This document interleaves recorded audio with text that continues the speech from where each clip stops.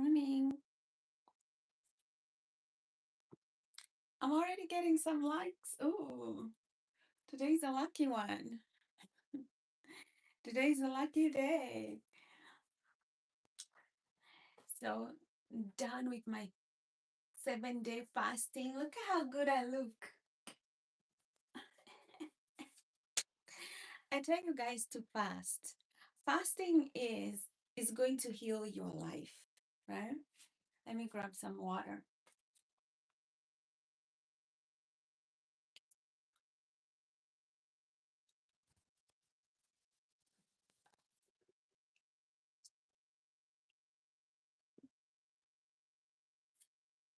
Yeah, fasting really changed my life. And I feel grateful, so grateful that I took that, you know, step of faith.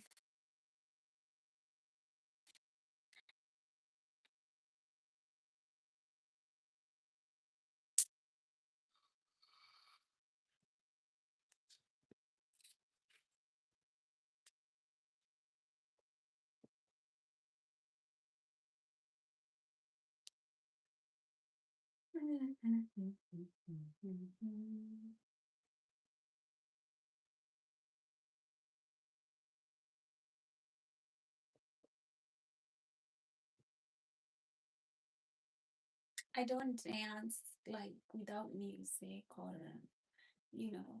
You guys better like give me like 100 likes before I dance.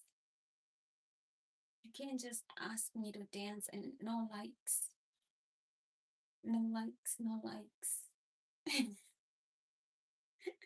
Nothing is free, even entertainment. Hi, Ali. Hi, mind coach Aura.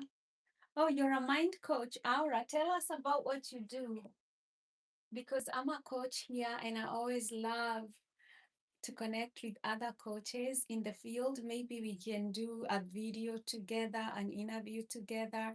I'm always open to do connecting with other coaches because I know I love coaches. I know they always have something good coming. Sergio from Argentina. Hey, welcome to Post Traumatic Bliss. Carlos, I'm a beautiful goddess. Oh, thank you. You know, it's good when people see everything, there's work done behind, there's always work behind everything we see, right? Um, so let me tell you the story of how my swollen lymph node is healing with exercise and fasting. And I know you guys might think like, oh, this is not like, how can you just heal from fasting and exercise? I'm telling you, this is medicine. This is what the doctors are not telling us, that actually fasting and fasting and exercise are actually medicine. You can heal through fasting and doing exercise. You can heal probably probably like 80% of something that you're going through, right? Ah, Metatron. You're calling me medicine. Thanks for the flattery. But you can heal yourself, right? I mean, I'm not saying like, hey, if you're blind, if you fast, you're going to see. But you might open spiritual eyes. But you know what I mean, right? If you have something that's on a cellular level, something that's bugging you on a cellular level, you could even heal cancer in the beginning stages with fasting. You know, they did these studies and they saw that people who are going through chemo and they were fasting, they went into remission. most of them went into remission than people who went through chemo and did not fast. And there was a reason for this. They said that, when you fast, cancer cells, they only know how to get to get energy from the food you eat. So when you're going through a fast, because the cells, they are not healthy cells, they don't know how to make energy from ketones. So when you go through a fast, the cells that die are the ones that are not able to make energy from ketones. So those are the cancer cells that will die. So when you're going through chemo and you go through a fast, you make the good cells are going to survive, right? Because those good cells, they know how to make energy from fat, but cancer cells only know how to make energy from sugar. And so if you starve them and then you hit them with chemo, they die easily. So fasting, for all of us looking for healing, for all of us looking to feel better, right? Let's incorporate that into our diet. I'm trying to upload a video on my 7-day fast. So for some of you, I don't know, I tried to upload it yesterday. It wasn't uploading on YouTube. So I guess I will keep trying. I just restarted it again. It says it'll take 1 hour to upload. So I'm really not sure what's happening. I haven't been editing videos for some time now. So I probably think there's something, my software just needs to get used to the new, the new process again. Right? Um, so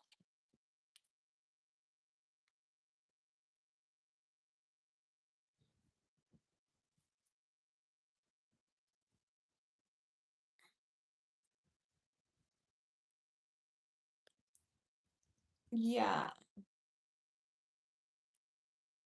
So Edwards driver Lamini Lamini Kibe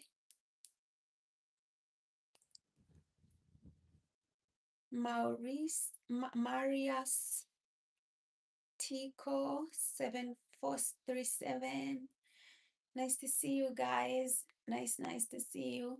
Welcome to Post Traumatic Bliss, right? We discuss everything healing. We discuss everything about life. Um, if you're healing from trauma, I always tell you this is your home, right? If you're healing from, coming from a difficult childhood, maybe the people who are raising you mistreated you, or you have parents that don't love you, they neglected you, they did not teach you things that you need to learn, or you're in a very trying relationship, I always tell you this is home, okay? This is the channel that I dedicated for you specifically, not for so many other people, but for you, right? Because I know exactly what you need, and I know exactly how to communicate it to you so that you know exactly how to heal your life. We are here to heal our lives. This channel is not for people, who are, who don't have any kind of trauma, right? Who are good, right? If you're good, then you don't need this channel.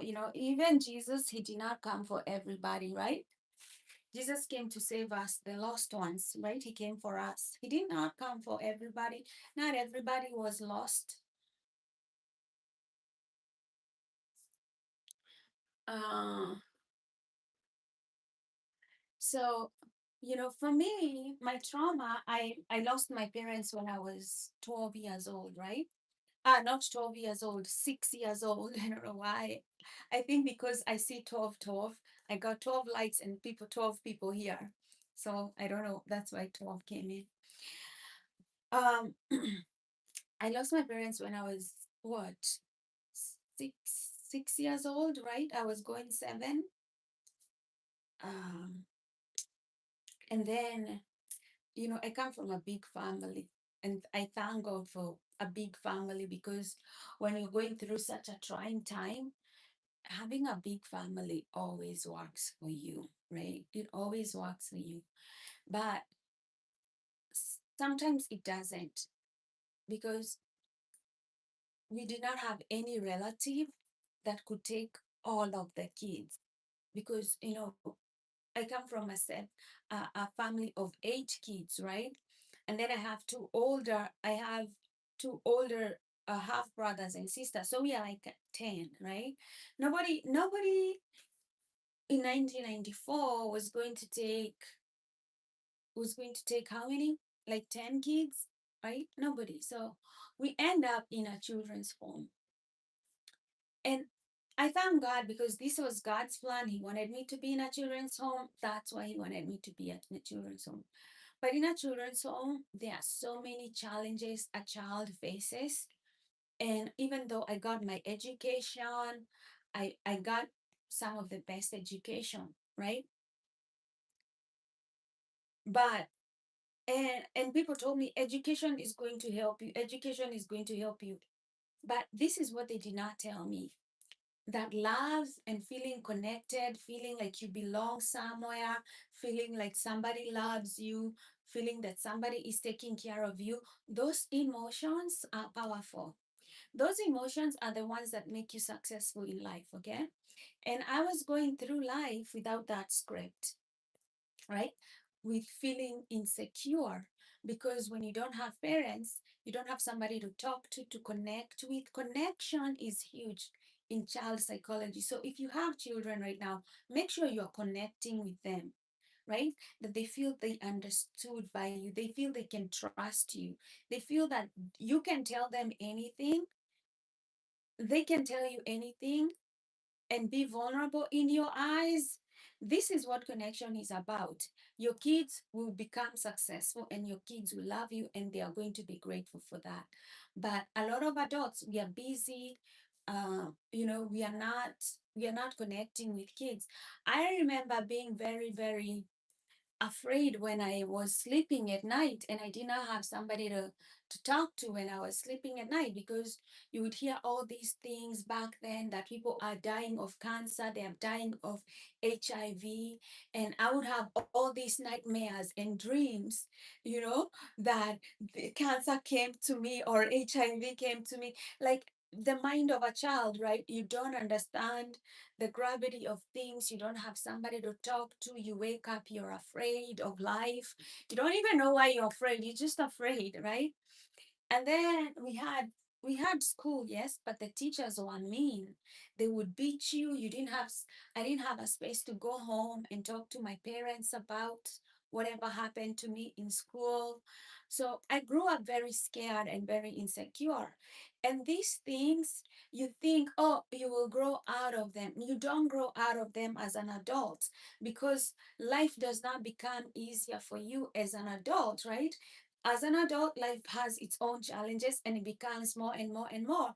And if from the beginning, as a child, you do not have these coping mechanisms of how to deal with life, life does not become easier.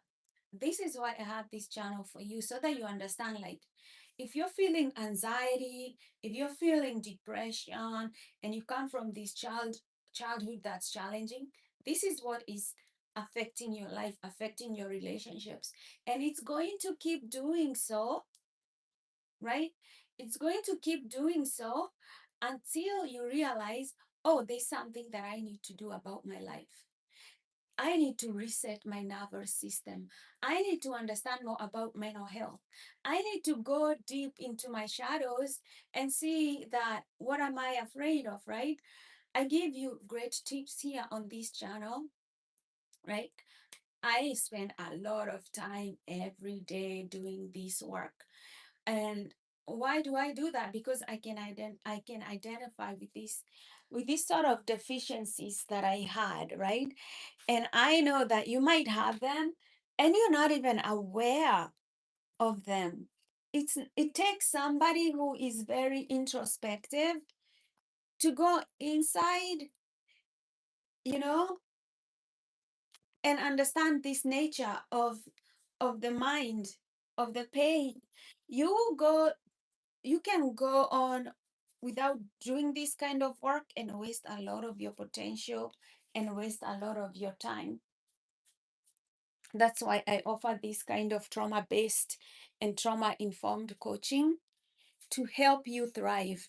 You know, just because you did not have somebody in your life guiding you when you are growing up, doesn't mean that right now you have to live that way, right? Doesn't mean that you have to live that way. And I'm always saying, like, hey, you may not have money to go and afford a coach like me. That's okay, right? I offer coaching here for free sometimes, right? You can book an appointment with me. Book an appointment, let's talk it out, right? Let's talk things, right? That way you feel reconnected again, right? Um, you can get a therapist. You learn the wisdom from the Bible, right? This is me just giving you directions about things that you can do, right? I've already given you 3 solutions right now this morning, right? That you could do.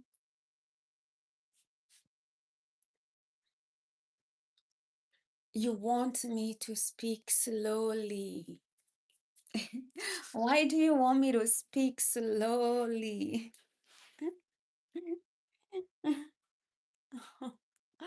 Why do you want me to speak slowly?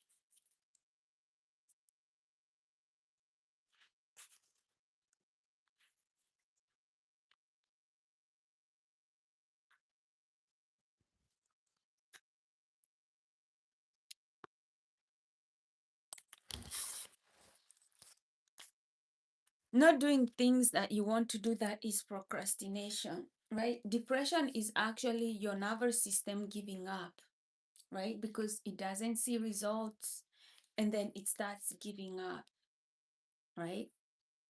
Anxiety is the fear of the future, right? You, the depression, right? It's telling you it's depressing. It's like it's going down the valley into a hole, right? It's giving up of the nervous system, completely shutting off, right? I know many people who gone through that level of depression. Like when you feel that you no longer can win, right? When your nervous system tells you that you're not winning, is it not possible for you to win in life, right? Oh, you're never going to lose that weight. You're never going to fall in love. You're never ever going to make money. You're never ever when the nervous system, the thoughts are there, they are defeated. You know, depression comes as a result of being defeated. Why do we feel defeated, right? Let's say, for example, you're a child and you have bad parents, right? They don't listen to you. You try to explain yourself, you try to reach out to them, you constantly try to connect with them over and over, but this parent is busy, is scattered, is rude, does not want to listen. This is your main caregiver. You know, at first you're going to shout, to scream, you're going to fight, you're going to make yourself want to be hard, right? But they continue doing that, then you give up, right? You start just giving up and you get depressed, because depression comes as a result of I've given up, right? I've given up not being hard. I've given up screaming. Nobody's coming to pick me up. I've given up asking for understanding, and somebody wants to keep misunderstanding me. Um, right? Um,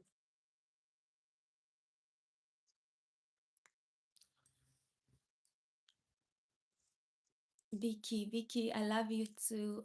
Alberto, nice to see you, right? Um, so you kind of keep giving up. I love what Gina today so is saying. You should do every day something you have to do, but you afraid to do. It gives you so much energy. It's such a good feeling, right? And I think that's why when you come to that realization, okay, like, oh, I gave up. I feel depressed because I gave up here because I felt like I couldn't win here, and you start challenging yourself, then you start getting wins. Hello, Mustafa. Hello, Vicky. Right? How was your day today? My day is fine. Yeah, I like comments like Gino's. Lord have mercy, you're beautiful. You're funny. Thank you to see you, 91 Dre. 901 Dre. Everything in life is the opposite. If you in bed chilling, you are tired. But if you active, you have energy. It's paradox, and it goes so many ways in life. I think, Gino, you should be a coach. Yeah, I think you should be a coach if you're not already a coach, because you kind of understand this. Uh, there's this um there's this saying in physics. They say an object in motion wants to keep going in motion, right? And an object that's not in motion, right? That is what do they call it? The state of not moving. Like an object that's not moving does not wants to stay still. It doesn't want momentum. And if you understand, like, we are in a physical form, even if there is that whole thing that says, we are not completely physical. Like, if you think about this, how this body disintegrates once we die, right? It tells you a part of us is really beyond the physic. But we are kind of physical. Like, if I'm in bed, I don't want to wake up. It's normal to not want to wake up from your bed because you're in bed. An object that's stable does not want to keep moving. But once you start moving, you figure out, like, hey, I don't even want to stop, right?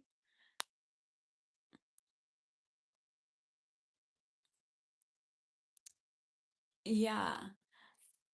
Gina say, haha, thank you. It's because I had also trauma and hard times. So I understand exactly what you're talking about. You see, people who have gone through trauma and have grown can even relate to each other, right? We are in this field of our own because we have healed, and you don't heal completely. Every day becomes a practice, right? That you realize, like, there's a place that I don't want to go back to, right? There's a place that I want to keep moving. That's why we meditate, we exercise, we try to eat healthy, we make it a practice. Like, we make this lifestyle a, a sacred practice, right?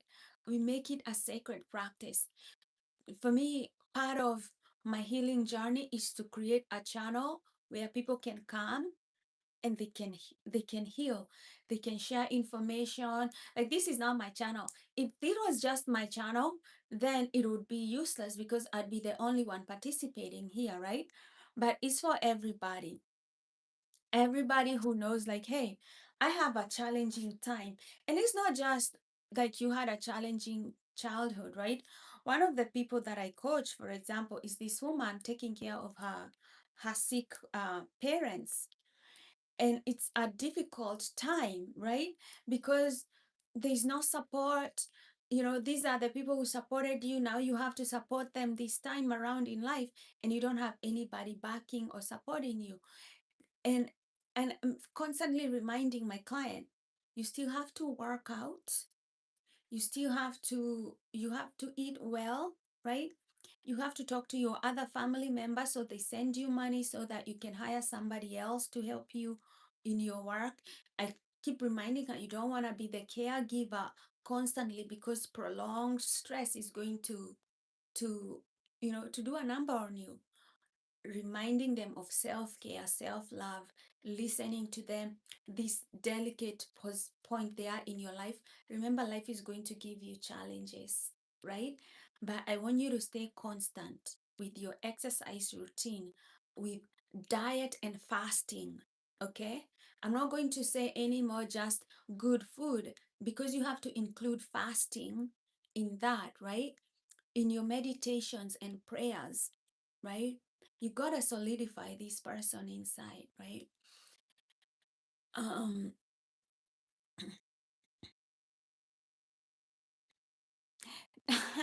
ring, ring is saying, translating the sweetness of doing nothing.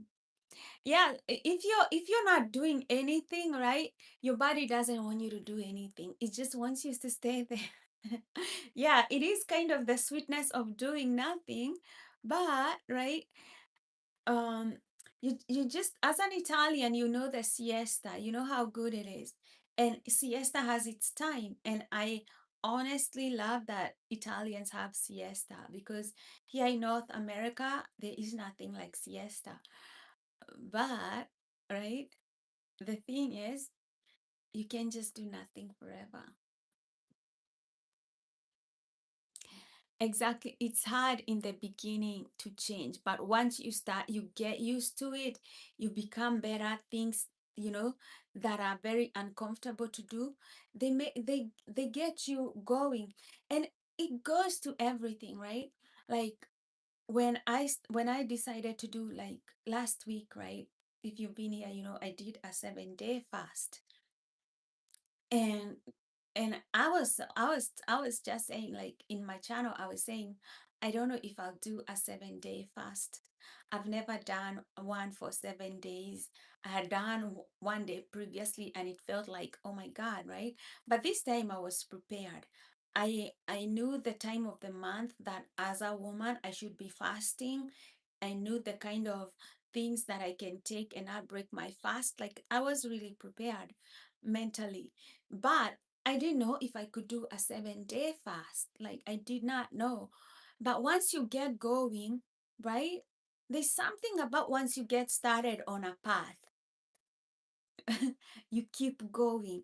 And I can tell you, when I started, like, doing yoga, that was like more than 10 years ago, right? I started doing yoga. And I'm still doing yoga. You start on a path and you don't even think that you'll be doing something for 10 years. you know, like, you don't think, like, I don't do it every day for 10 years, right? But I have done it for 10 years continuously, right? For more than 10 years, because I started back in 2013, right? And you're doing it, you know, uh, like, all that. You just get started, you know. There's this slogan with Nike, just do it. Just wake up and start running. I was listening to David Goggins. I like David Goggins' motivation. And and I always advise you to have somebody that motivates you, you know, have somebody that motivates you. Because guess what we are doing when we are healing from trauma? We are creating a new mind, right? A more resilient mind. Because, you know, when you have a parent or your caregivers or people growing up, they don't listen to you, they don't value you, they ignore you, right? You get those feelings that you don't matter, right? And so you can self-neglect also, because somebody else neglected you. You can learn that habit of self-neglect and not taking care of yourself. And so when we are healing from trauma, guess what we are doing too? We are creating a new mind, right? And I do these things, I tell you about these things, because this is what's going to work. This is what has worked for millions of people, from generation to generation, from generation to generation. Oh, my video stopped. Is it working now? Okay, thank you. because this is what has worked for millions of people all over the world, people who want to create positive change. They created a new mind, right? They created a new mind, right? Francisco, welcome. Please contribute to this powerful discussion that we are having this morning, right? We want we want to build fire in this community. We want to build fire about people who want to change, people who are out there struggling with mental health, right? I want you to be a part of that, the people that bring them out of, out of there, right? We create a new mind. And if you can understand that one trick, that this is how we heal over and over and over, is we create a new mind. That is how you heal. You have this depressed mind, you have to create a joyful mind, right? This mind you created with intention. You create it with intention. You don't leave no room for failure, right? And the reason I do coaching is to teach you how to create this new mind.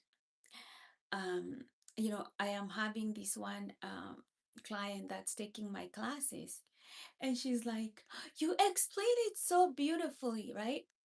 But I have come from trauma.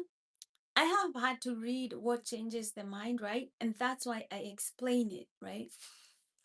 Um, you create a new mind that is powerful than your weaker mind, right? That there's that, maybe you always think about yourself as somebody who is on on a continuum, okay, on a continuum. And just because when you're growing up your environment did not support you to create a strong resilient mind, that does not mean your story is there, okay? We create a new story, we create a new mind, right? If you can get that, right? You create a new story, you create a new mind, right? It's all, stories are very powerful because stories wire our mind, right? Stories create a new language in our mind. They create a new, a new neural language in our mind, right? They wire us differently, right? So if you can understand, like, we are creating a new mind, right? And then we are creating a new story. So you don't say, my story is done here. You're writing your story, right? For me, I had to write a new story. Like, I am a mental health coach, right? And I tell myself that every day. I am a mental health coach. I've been through trauma, right? I have overcome things through meditation, healing, fasting, you know, doing these things, right? I educated myself about the political systems that we are in. That way, somebody does not come and misguide me so that I vote against my own rights or I do something that doesn't advocate for myself, right? I create this person in my mind, right? I grow that person. Let me tell you, let me ask you, sorry. Let me ask you, how are you wanting to create a new story? What story do you want to change? You know, like, if like, what kind of mindset do you want to change, right? For me, when I looked at my mind and I was like, okay, I'm really depressed, right? I am living in an environment that I don't feel supported. Relationships are not supportive. Like, there are people that I need to get out of my life. Then there are people I need to block. There are people I never want to hear from. You know, I don't want to live with constant people who betray me and make me feel that I am not worthy of respectful relationships, right? Like, what are you doing? Do you also have some days when you down and nothing and do nothing, or do you have such a discipline to do what you have no matter how you feel? You have to have that discipline to do no matter how you feel. Do I have those days? Yes, right? When I woke up this morning, right, I started off with my meditation, right? I wake up, I start doing my meditation. I start going through what I want to do for the day. Does my mind want to do that? No. My mind does not want to do that. When I say I'm going to go for a 12-mile run, does my mind always want to do a 12-mile run? No. But is my mind very happy that I did it? Of course it is, right? You're building that resilience up, exercising that muscle. Don't feel bad that you wake up and you're feeling down out of no good reason, right? Yes, the sun rose and it's beautiful. It's a beautiful bright day, and something inside of you is still wanting to catch up to that brightness. Okay. Right? Here's the thing. This is what motivates me, and this is what keeps me going, right? What keeps me going is I think about myself, where I will be when I'm 90, where I will be when I am 100 years old, or when I'm 80, or when I am whatever, right?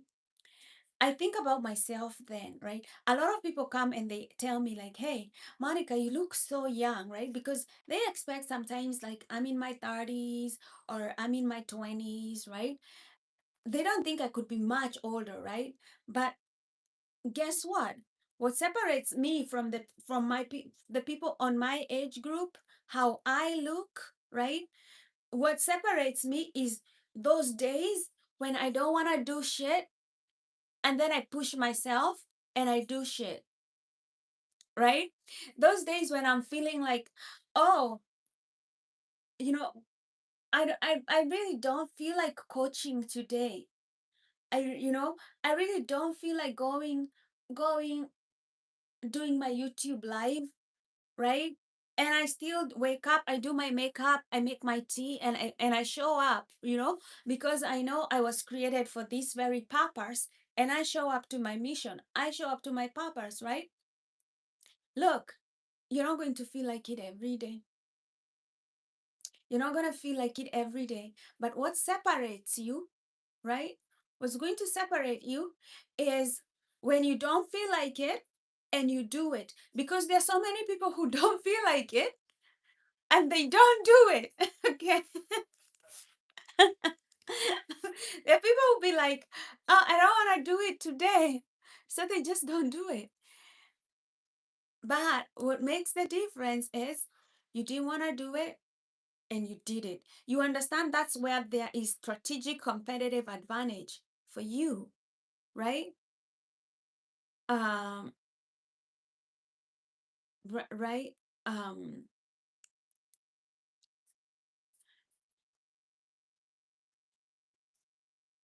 greetings, give, give. I like that, right? Um, Kevin Lee, nice to see you in the house, right? Yeah, so that's what's going to separate you. And you have to you have to pick your you have to kind of pick the people that are going to be influencing your brain, because they are going to be the people who are going to rewire your mind, right? The books that you read from them, if you go on social media, be selective about the people that you listen to, right? Because these people are rewiring your mind. If these people are making you, if you go, and this is what, like, this is one of the examples that I normally give, right? Let's say you want to have a beautiful relationship and you're a guy. I'm going to say guys because a lot of people come to my channel are men. And I do have females, but I have a lot of men in my channel that are from the United States, and then a lot of females also from the United States. And then I have other people from India, Brazil, Turkey, Russia, everywhere, Africa, right? Here's the thing, because I am very aware about the internet here in the United States. There's a lot of red pill content about men who like to bash women, diminish women. Guess what? If you're looking to have a beautiful relationship with a woman, right? You want a faithful, kind-hearted, nice woman, beautiful, well-educated person who takes care of themselves, somebody who values themselves, somebody who loves themselves, right? and you go listen to red pill content, right? What you're putting in your mind and what you want, they are two things that are against each other. You're putting something in your mind that's fighting something that you want in your heart. There is this mind and heart dissonance, right? There is no coherence, right? And so you're poisoning your aura, you're poisoning this energetic field and your ability to attract the things that you want, right? You have to be careful who is influencing your mind. Canada here we have from Yeltsin, right? Um, if you wake up in the morning and you feel good and proud of the things you did yesterday, that's how you know you're doing right, right? I never feel proud when I was clubbing the next day, for example. Let's talk about that clubbing lifestyle that a lot of young people waste their life there. They waste their life there and they probably even get sick while they're in that nightlife, right? People get sick. Me, I have watched people get sick, you know, because they're sleeping around, right? You had all these goals, you had all these dreams, and then you start ruining your life because you're out there clubbing with people who don't want to go anywhere in life, with people who have so much trauma that they don't want to heal it, right? Like you don't want that life, right? um you don't want that life like your future self doesn't want that life, doesn't want that life at 50, at 60, at 70, at 40, at 30. It's corrosive to the soul, right? And these other habits where we as adults we don't think about it. If you're a child and your parent is always going out clubbing, sleeping with other people, not taking care of your needs at home, disconnected to your environment, right? Some people our age are still doing these things and they are parents, right? It means they are traumatizing their children, and it's going on and on and on and on and on, right? That's why I speak to people my age group, right? Millennials, right? What are we doing? Why are we repeating patterns that hurt us, right? Why are you not there listening to your child, connecting with your child, looking at what they're doing, right? Why are you the person popping Xanax and drinking alcohol and just lying down there and your kids are just looking at you and not understanding what's happening to dad anymore, right? We have to do it differently.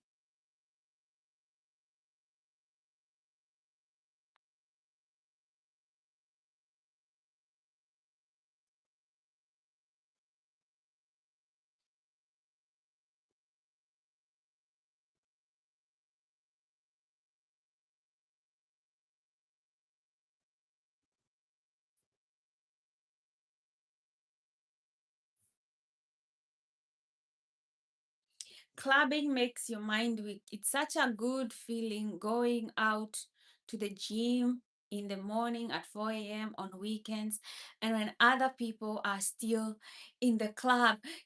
This is something funny, right? That I'm glad that you said that. Because sometimes I wake up in the morning, right? And I go running. I go running like maybe 12 miles I'm running. And let's say I start at I don't like going out like at 4 a.m.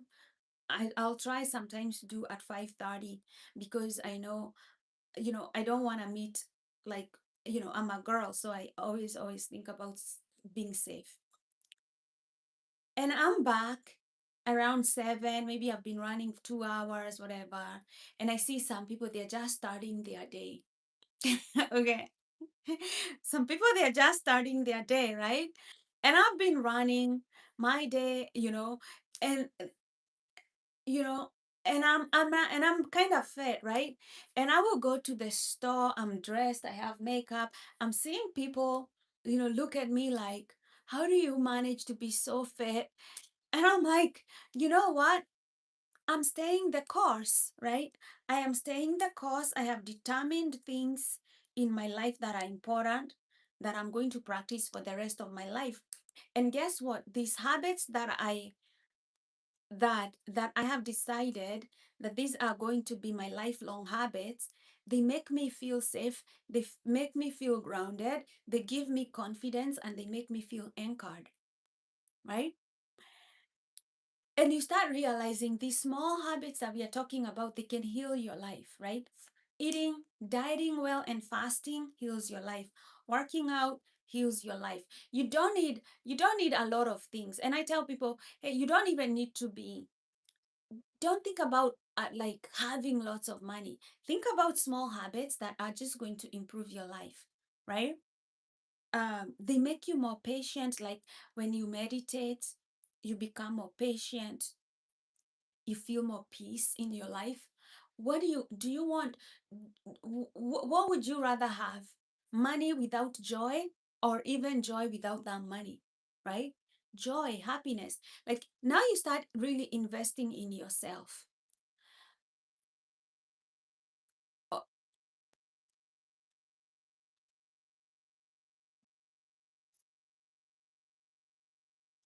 Oh, your son says you funny. Uh, my ex hated running. LOL. It's our anniversary today. I left her years ago.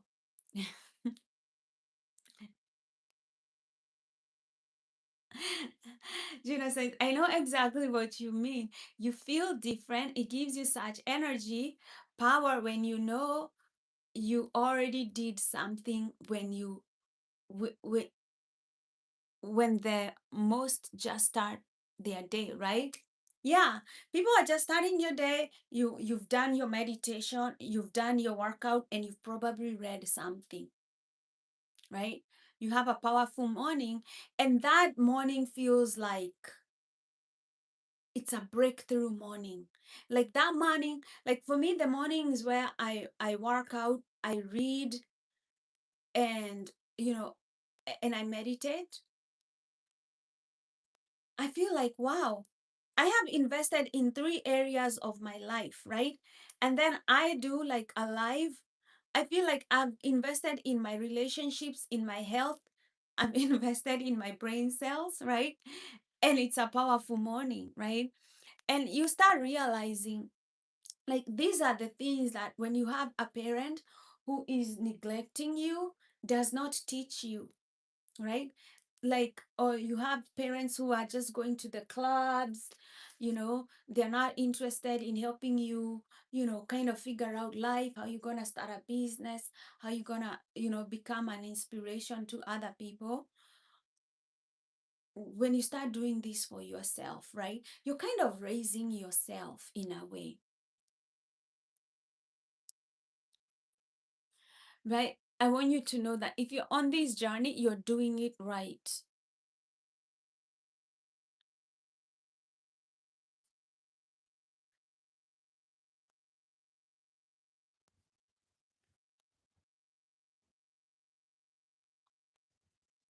Antonio Lopez in the house, Yelsen, Lonnie,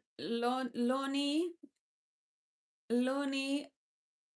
Hi, hi, hi, hi. How are you, Lonnie? My darling. Chester in the house. Let me see if I miss somebody. Kevin Lee, nice to see you. Andre Smith, Vicky, Ben, Link before, right? Bartas, Francisco, Aponte,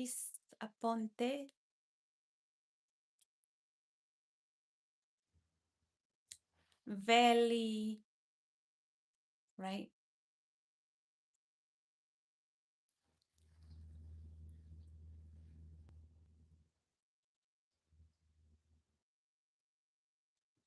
Alcy, nice to see you again.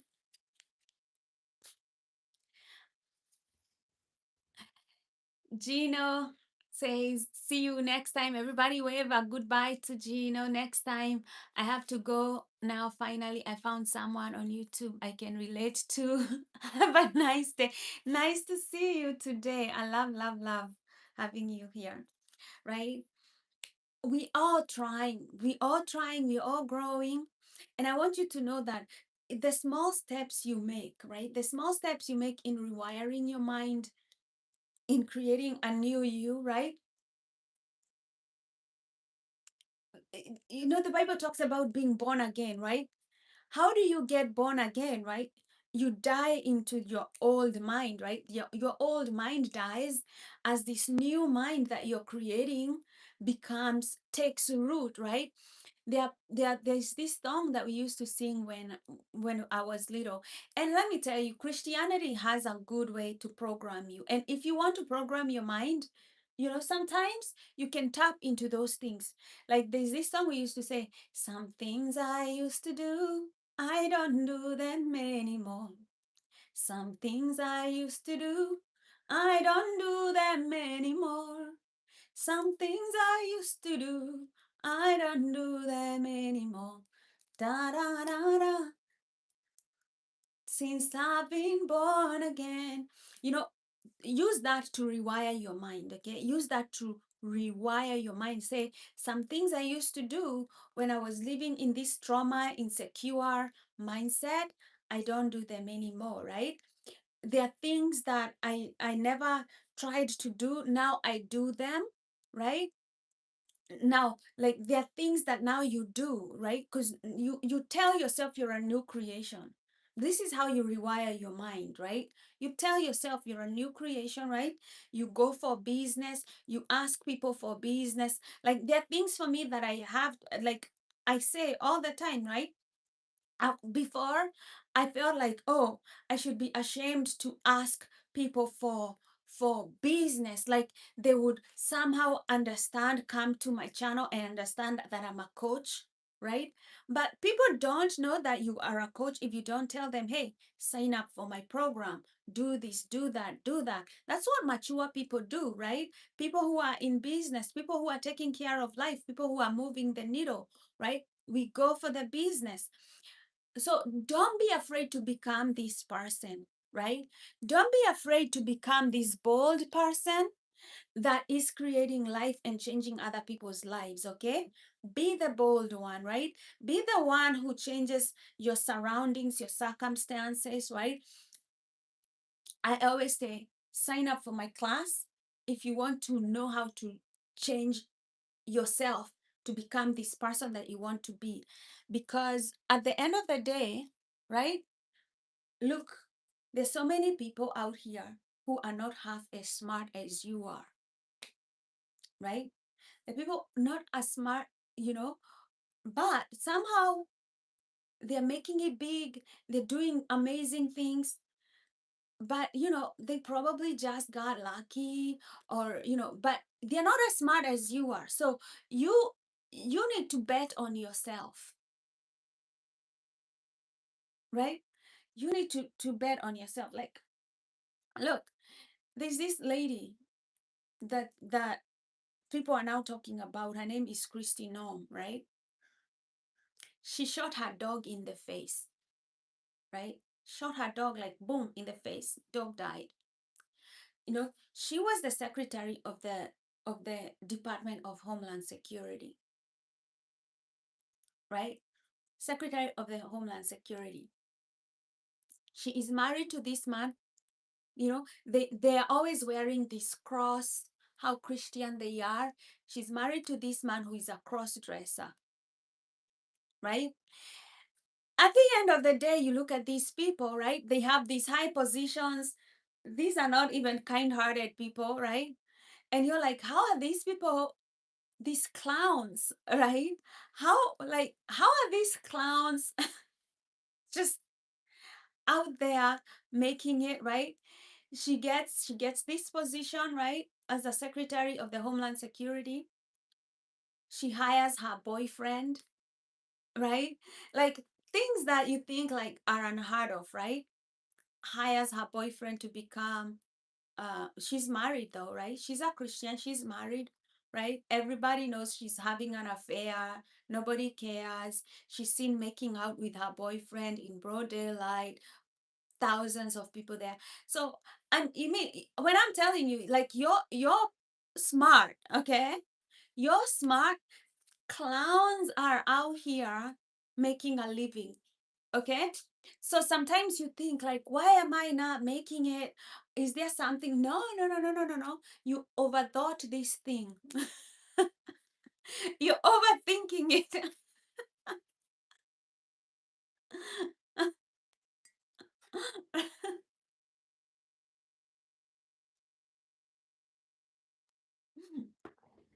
Right?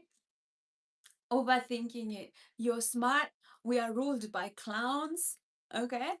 There's so many. It's like, look at this. Is America is kind of like a joke at this time. Okay.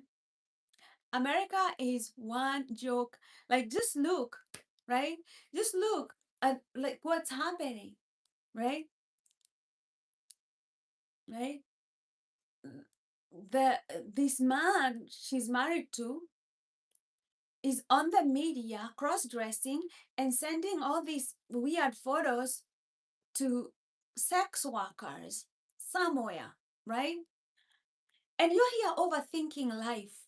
Don't overthink life.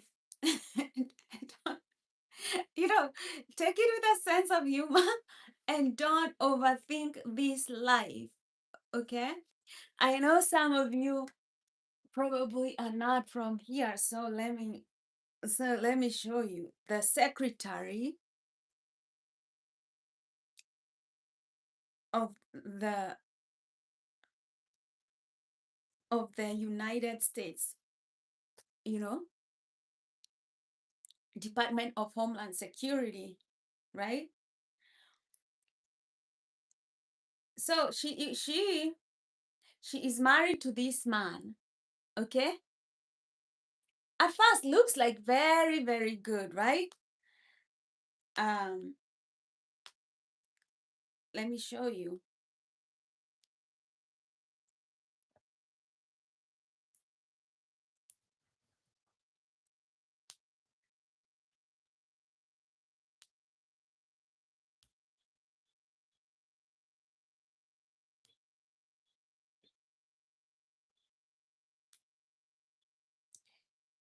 So this man cross-dressing, you see him with all the boobs, right? He cross-dresses.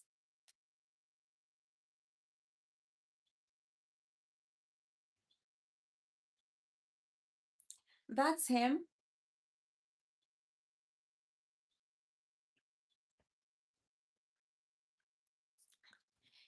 right? And he sends these photos to prostitutes, right? And then they start blackmailing him, right?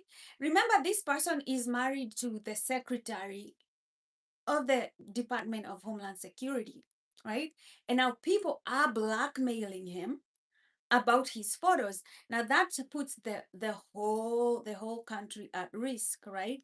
Now, I don't mind if you're a cross dresser, but if you're coming here to tell me you're a Christian, you wear this cross, you're out there telling other people you're going to hell because you're cross dressing, you know, like you're a cross dresser, you're giving us this image, right, about how you are, right?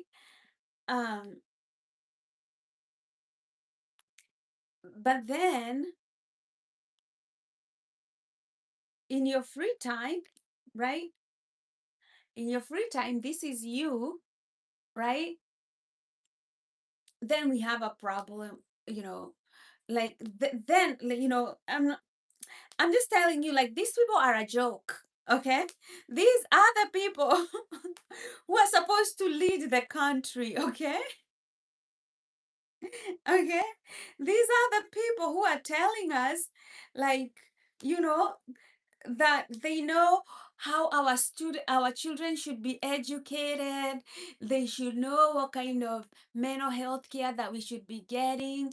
They should know whether we should have abortion or it should be something that you discuss with your doctor. You know, they're telling us, like, hey, we know God said blah blah blah blah blah blah, right? And they're coming to tell you how to live your life. And I'm telling you, you already know how to live your life, okay? You do not need me lecturing you. You do not need them lecturing you. You do not need other people lecturing you, okay? These people are ridiculous. They're a joke, okay? If any of these people you see on social media, on TV, they make you feel like you haven't achieved anything in life, like you're behind in life. These people are ridiculous, okay? If you need confidence, like you need to rewire your mind, I'm here to help you. But I'm telling you, you probably don't even need my help, right? You probably don't even need coaching. What you need to see is to see through these people that are blinding you. You know, you gotta pierce your third eye of wisdom and see through the bullshit. Okay? You gotta see through the bullshit. You gotta see these people who are trying to make you feel like, oh, you're something wrong with you. You're an immigrant. You come to this country, blah, blah, blah. These are the people ruining their country. Okay? Like, you're the one putting your own country in danger, right? By putting yourself up ready for blackmail when you know you're working with the highest department of security in the United States, and somehow immigrants are the problem. You want to see through this bullshit in society, okay? You want to cut your way through and see through all this bullshit, that they are lying to you, they are manipulating you, they want you to think a certain way, a way they don't even think themselves, okay? This is the highest level of manipulation, and a lot of people are not confused because there's something wrong with them. A lot of people are confused because they are being brainwashed every day. You're watching all these ridiculous people feed you with lies, right, until you get confused and hypnotized. Yes, Hazari, right? We live in ridiculous times. It's just ridiculous.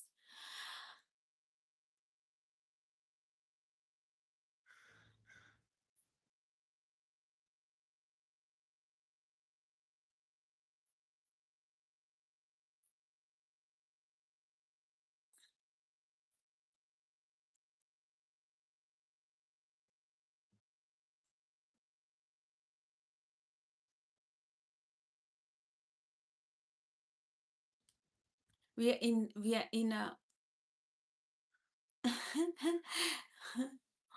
Boab likes the way I say bullshit, right? Yeah, like you know what I like about the people on the left, right? The people on the left, if somebody is gay, they come out, they say, I'm gay, right? If somebody is transgender, they come and say, I'm transgender, right?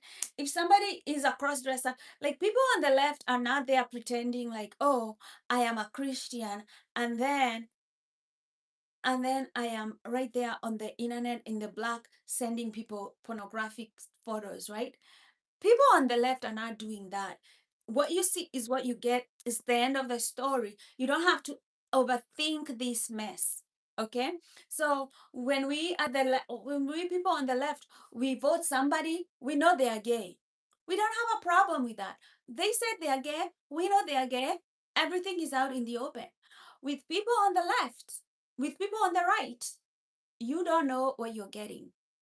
They're telling you they're Christian, they're all this, all that. Then they get caught with child pornography. Then they were soliciting a minor. Then they are, you kind of like,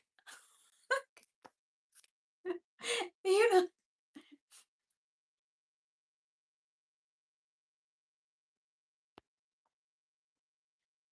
they know how to polish their image on the outside, right?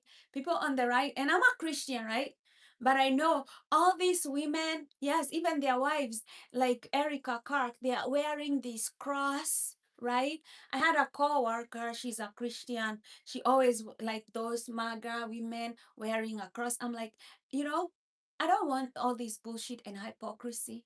You don't have to wear no cross for me to know that you're a Christian, okay? I'll just need to know how you treat migrants and people who don't have money, and then I will know what kind of a Christian you are, okay? I will look at the Bible when Jesus says give to the poor, all that, right? And I will know what kind of a Christian. You don't have to wear a cross to preach to everybody you're a Christian. You don't have to do all that hypocrisy. We don't need it, right? So you guys sometimes when you're in this mess, right? You're comparing yourself to these images that these people are presenting to you, you know, that they're so polished, that they're better than you, all these nasty images. And I'm not saying there is nothing wrong with the people on the left, right? I'm not saying like anybody is perfect. I'm not even perfect myself. But what I'm saying is stop comparing yourself with these images. Okay, God created you in his own image and likeness. So these images they are creating of polished people who know the truth, who are selling you the truth. You know the truth in your heart. All you got to do is trust yourself even more, right?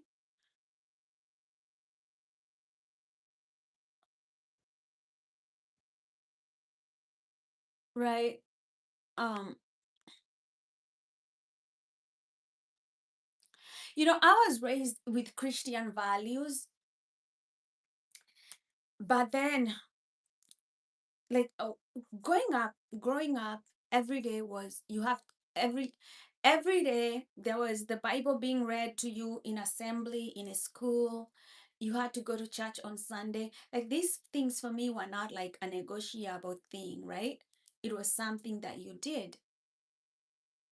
But then I will tell you, I wasn't like a strong Christian, right? I was a weak Christian. I was a weak Christian. So when my brother died when I was 14, I had a lot of questions whether God is real, because I'm like, I pray, I read the Bible, I prayed that God heal my brother, and my brother ended up dying, right? So I had a big problem with God. And I started doubting the existence of a God, right? Honest to truth, I was like, shit, like, does God even exist? And I think it was then I started doubting, right? I started doubting the existence of God because I'm like, how can somebody even walk on water? How can somebody walk on water? It doesn't make physical sense, right? How can somebody be born of a virgin birth? Hmm? Does not make sense, right? And even the other day, somebody asked, like, if Adam and Eve had two sons, how did the rest of humanity come to be? We have Adam, we have Eve, and then they have two sons. And then what happens? Right? Like Christianity has all these things that if you're an intelligent, logical person, you are definitely 100% going to poke holes into it. So for me, I was done with Christianity for more than like 15 years. Like I was done with it because it kind of did not make sense to me at all. But then, right? Then, and I continued with my life. I went to school. I started working. I started doing all these things. But I actually started realizing with my emotional intelligence, I was lacking emotional intelligence. And because I didn't used to read the Bible or go into communities and listen to people or all these like the politics, I was kind of like I shut down all this noise. But when you're in a work environment, you have to deal with people. And I wasn't expecting that I'd become so lacking in so many ways. For example, at work, for me, I was just like just interested in doing my job, right? I wasn't interested in friendships, connecting with people. Like those things are emphasized in Christianity, like a sense of community, all that. For me, that was lacking. And I was lacking all these other social skills. But I think is because, coming from a childhood where I didn't have a family, I didn't have a structure of social life, right? I only concentrated on my own thing, right? And at work, I didn't understand things, emotions of other people. Like, I didn't understand really when other girls were jealous of me, like, why are they jealous? you know for me, it was a lost concept that people can be jealous of you, and the people can sabotage you even in your career, in your relationships. Like, I had family members sabotage my relationships. I had family members um sabotage my financial life. I had family members do things. I had girls try to sabotage me in school, try to sabotage me in work, like all these environments. And I wasn't understanding why, right? Until I read this book, like it was a book on humility, on and being led by the word of God. And I saw so many people in that book, that the people that were not being led by the wisdom that comes from God, life was beating them and beating them and beating them. Look at, for example, let's go back to what is happening with Christy Nome and her husband, right? These are people who mock God in your presence, right? They pretend they are Christians, right? But in the back of their head, they don't care for all that about living a Christian life, because that is all nonsense to them, right? For them, God is a construct. He's not real. But look at what they've done, right? They think he's made up, but now you're doing all these things in secret, and then they come to light and it's embarrassing for you. Now people know that you're really not compassionate. You can take a gun and shoot a small dog, right? You're really not a moral person. You're out there, you know, creating all these sexual images and sending them to um to sex workers. You're also a sex worker, right? Like all these things, right? This is what happens to people who do not fear God. Okay, eventually, they will land in jail. They will experience embarrassments of high level. Right now, Christy Nome is hiding. They're hiding. They want to be left alone. It's such an embarrassing scandal, right? This is what happens, right? This is what happens. Some people, they will get all this notoriety and power and everything. They'll end up in jail, right? Look at what happened to Epstein, right? All these wicked people who don't fear God, who think he is blind, they're not led by the wisdom and the humility that comes from God. Okay, eventually, where do they land? Where do they land? They are in hot soup, where their enemies can really destroy them, right? Because they are not able to protect themselves, because they think God is a construct, right? They don't think he's real, right? They don't think the wisdom that comes from God can actually benefit them. They don't see the wisdom in this, right? Um,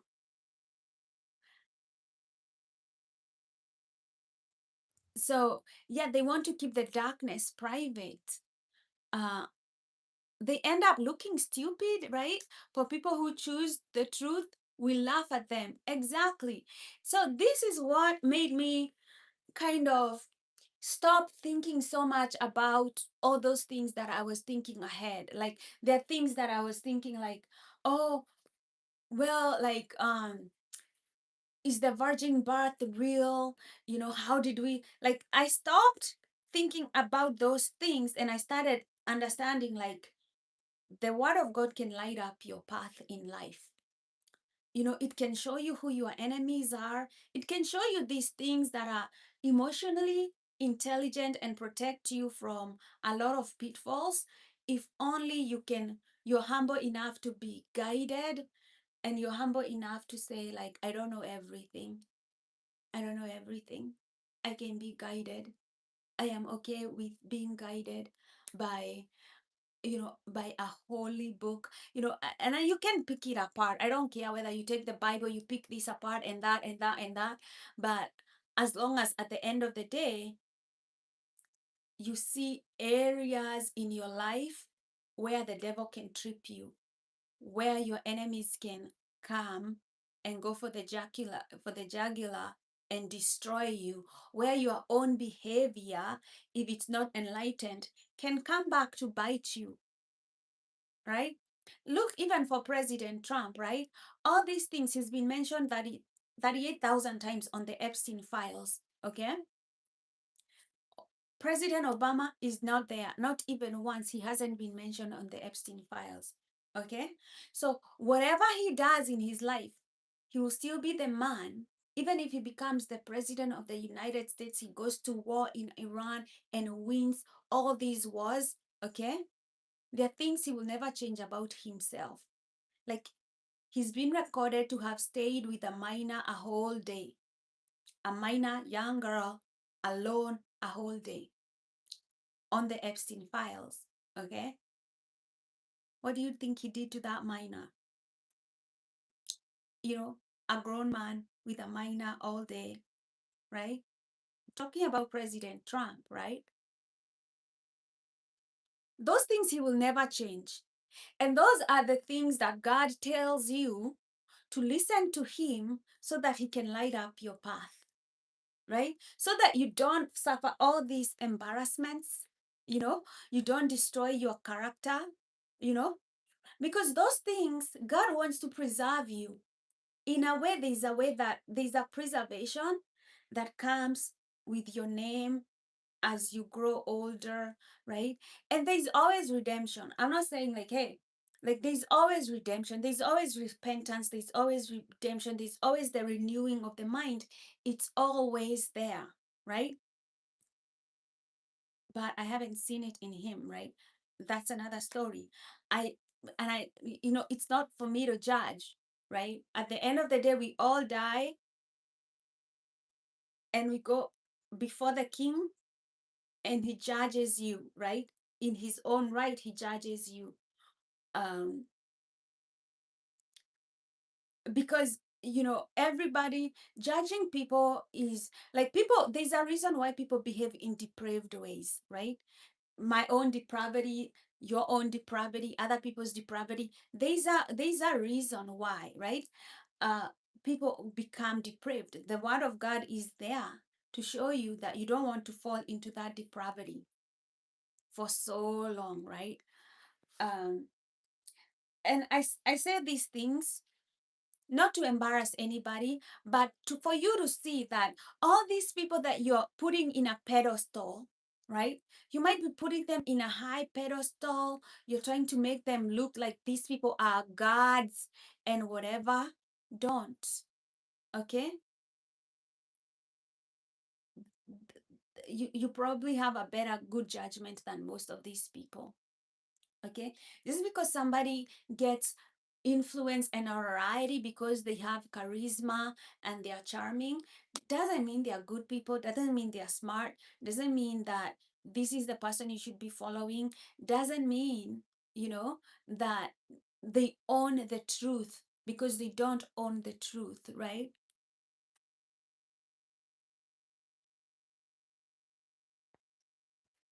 They cannot bring the truth to you at the end of the day.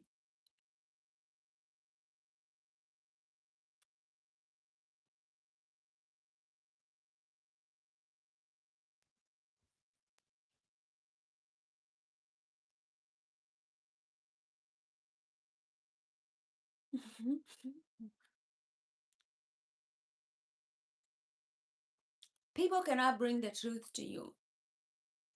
You know the truth, right? And I like the truth, you always know it in your heart, right? For me, the people who live in that dissonance where they're not able to see things, I think that's the problem. Like, the reason I do coaching is to show people like, hey, You already can, you already, if you can listen to a deep wisdom that comes from you will be able to see those through these masks that people wear, because people are wearing a mask. Okay, they want to present this image to you, right? But if you look closely, right, you look at their history, you look at the things that they have done, that those things that they've done, they tell you the real person, right? Their behavior, their actions, those are the ones that tell you the real person. And you will know people who have changed. People who have changed, they tell you, like, I used to be this way, and then I learned and I stopped thinking that I'm too good, right? And then I'm trying to be this way.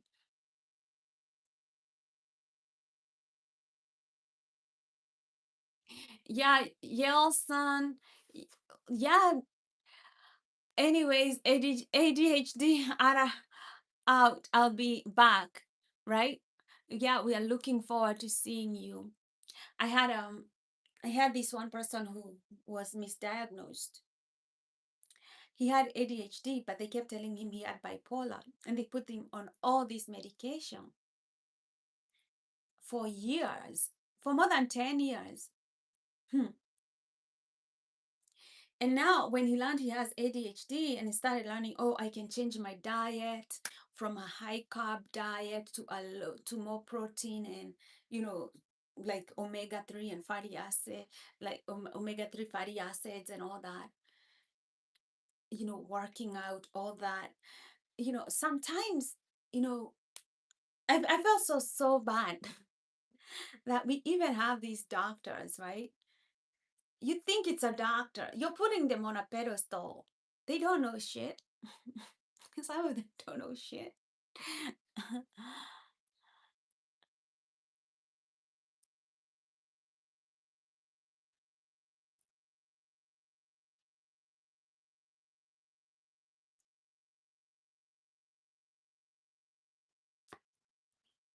Patrak, Iongo, this is a powerful inspiration. God bless you so much. Thank you, love. Thank you, thank you, thank you, love, right? Stop putting people on a pedestal because they have money. Stop. Some of these people don't know shit. Okay. Some of these people, they're hiding, they are wearing a mask. They don't know anything. Okay. Right? They don't know anything. Right?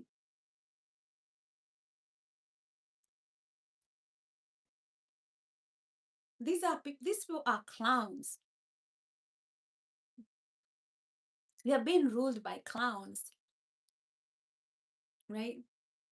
And I think most of the reasons why we are ruled by clowns is because people, we choose these clownish leaders, because people, when they go to vote, let's say when people go to vote, people don't go to vote because they want to create a beautiful world, or they want a beautiful place. They're not thinking when they're going to cast those votes, when they're choosing their leaders.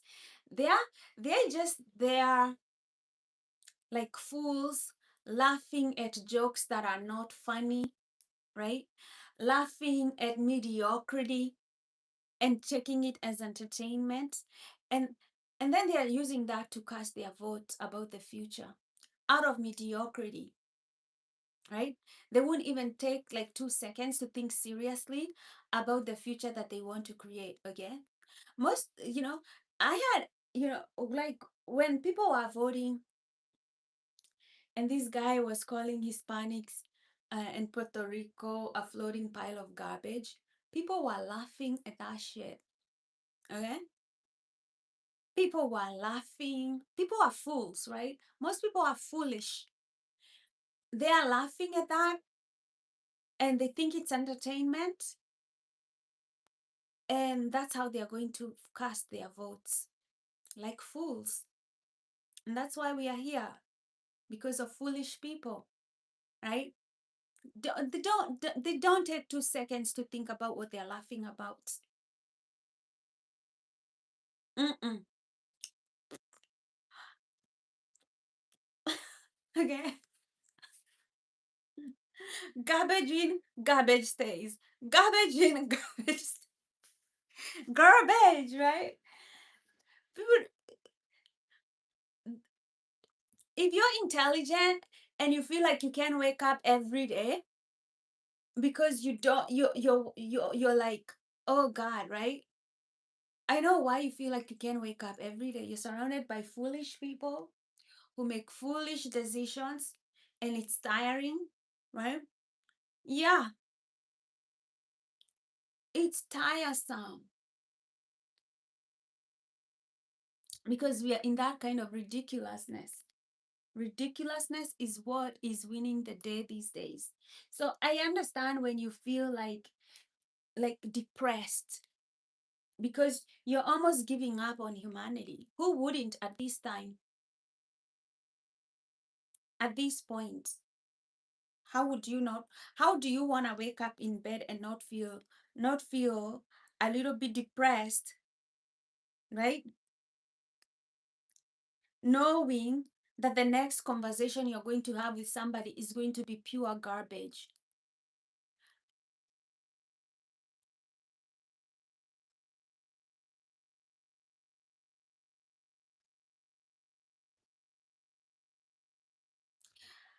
Money is the biggest tool, right? I can discount money is the most powerful tool that we have.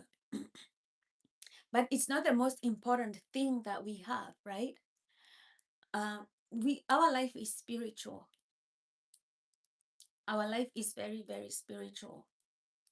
Money is powerful, but right, you have to understand like this that God gave you, your nervous system, you know, your ability to tap into very different realms, to tap into very different timelines, your ability, you know, to change your states of consciousness. That's the most powerful tool. That's the most powerful tool. And everything around you, right, is meant to influence you, right? Everything is meant to influence you. And so your brain, your nervous system, everything is the most powerful thing that we have on this planet. You are the most powerful person on this planet. And they want to divert attention from you from that, right? Because when you realize that you are the most powerful person, they cannot control you with money. They can just control you with money. For example, if I know I can go a good 7 days without food, right? I can go. It's very hard for you to control me with food when I know that I can discipline my mind not to be addicted to sugar, not to be addicted to, carbs, not to be addicted to all this stuff that they are trying to feed people so that they can control them here, right? Once you start realizing, oh, I can control myself and I don't have to listen to this, right? They want to control you and your way of thinking with TV, right? Once you realize, like, hey, I don't have to always watch what they have for me to watch or what they think that I should watch, right? I can go pick out books that I want to read, books about my health, books about, you start realizing, oh, they cannot just control you unless you give them permission to control you, right?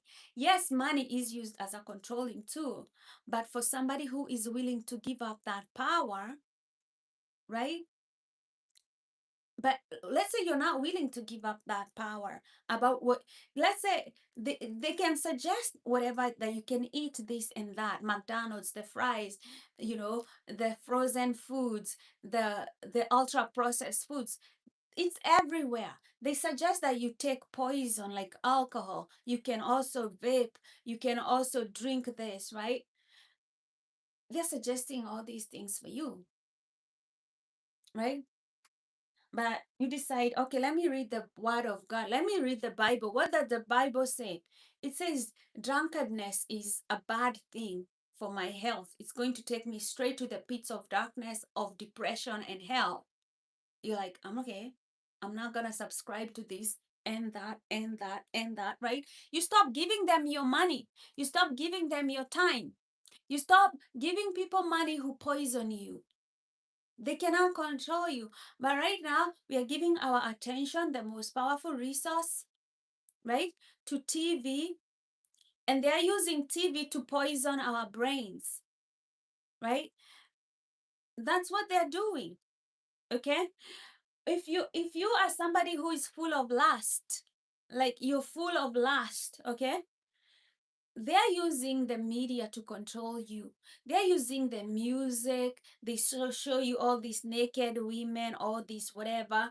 They're using that as a portal so that they can reel you in and feed you more garbage and you buy things for them, right? It's a control system. But if you don't know how to bring self-control into your own life, right? You get controlled and manipulated like a puppet here and there, right? And you give them your money. You go out there, you slave for them, and then you give them your money. It's a perfect system to control people here who don't even know that they are being controlled. Okay, this is the.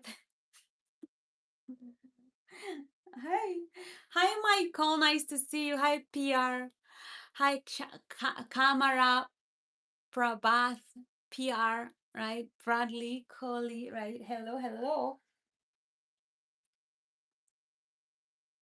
If you want to interact with this channel, please write things, right? If your message goes under review, I don't review it because I don't review sexist, misogynistic, all those kind of messages. I don't, right? I don't review. I always am controlling what I see, what I hear, right?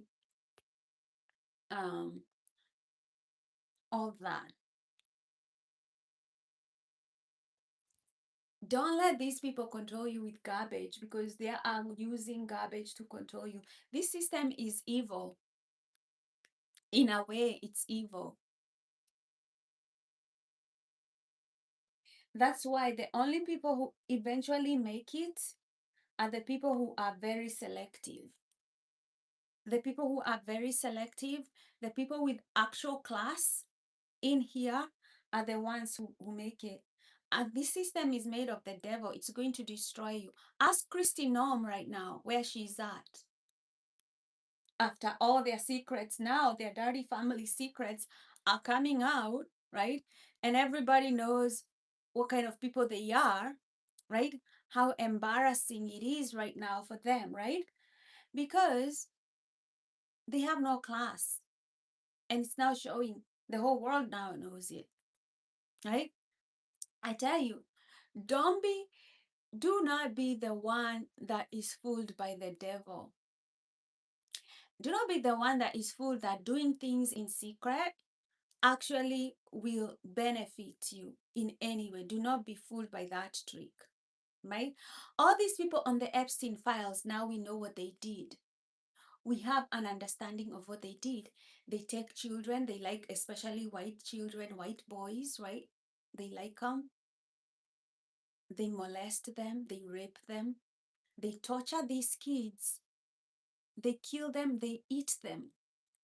These these nasty people, right, that you all look up to, that you all elected to be the leaders, they rape children and they eat them. Okay? These people that you look, they're so glamorous. They're so glamorous. They wear things that you cannot even afford. Some of these things that they wear is your rent for a whole year.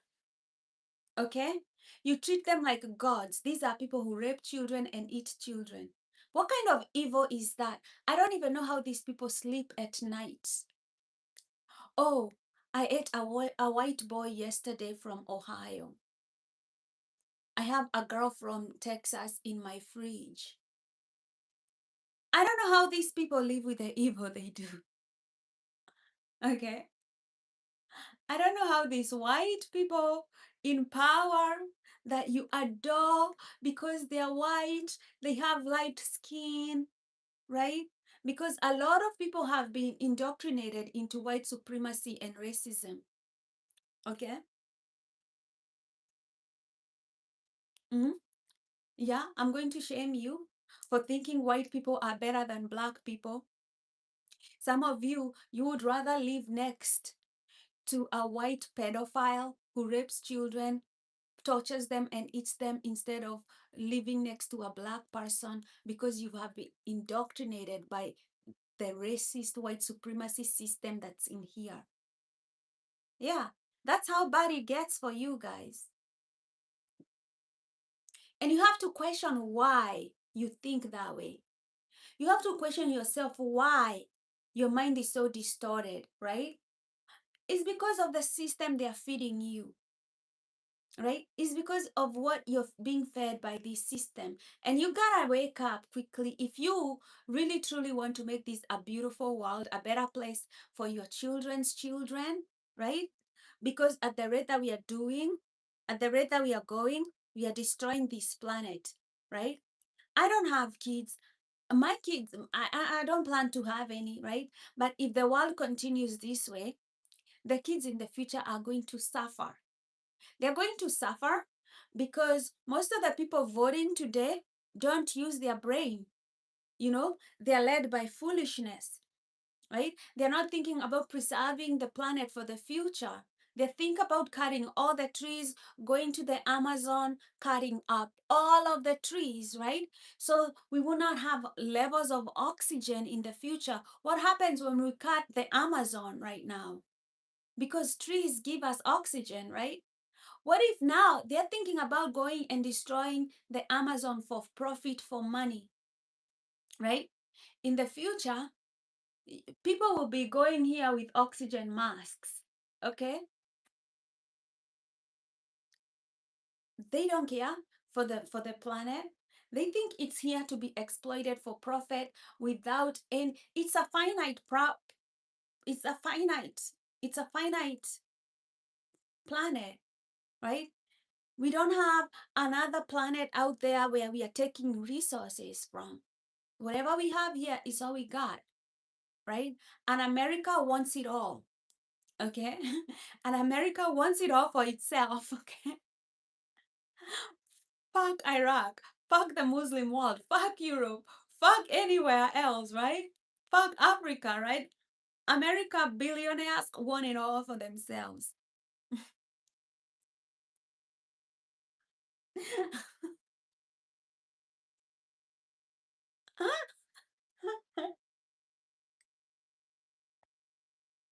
Okay?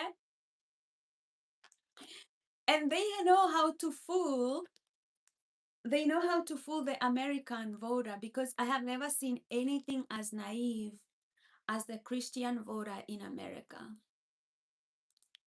All my life, I have never seen anybody as naive and stupid as the Christian American voter on the right.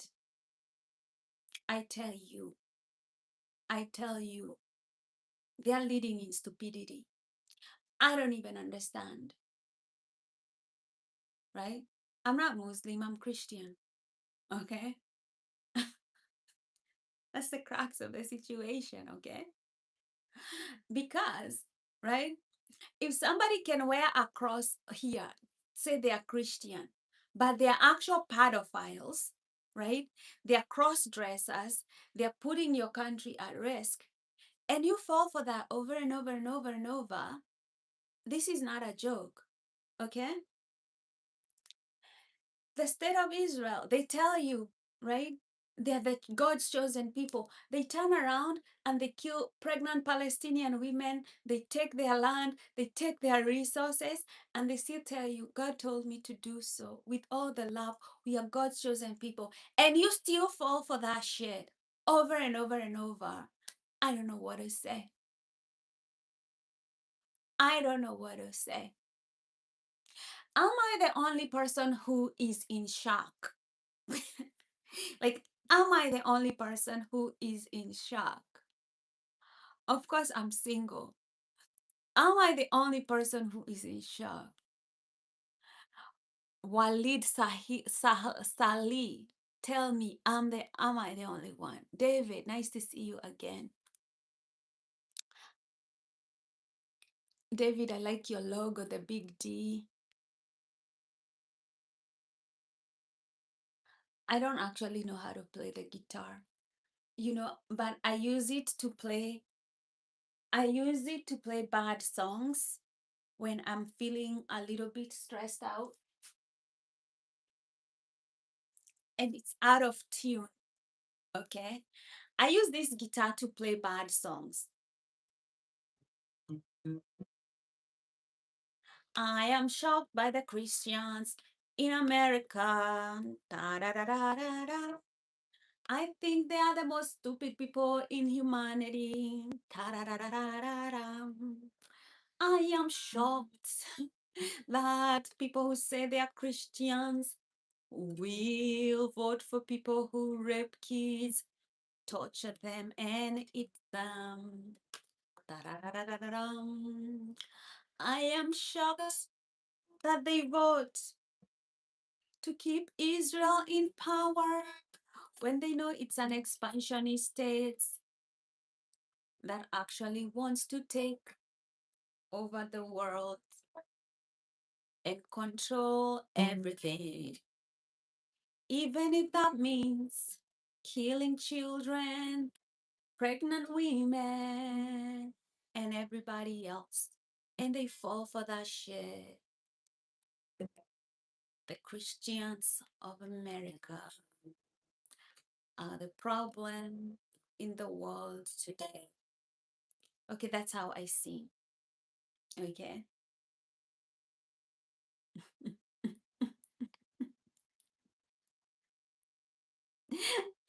Greg, Greg Tay, have a nice day. Hello from Barbados. You have very pleasing personality. I'm from Kenya.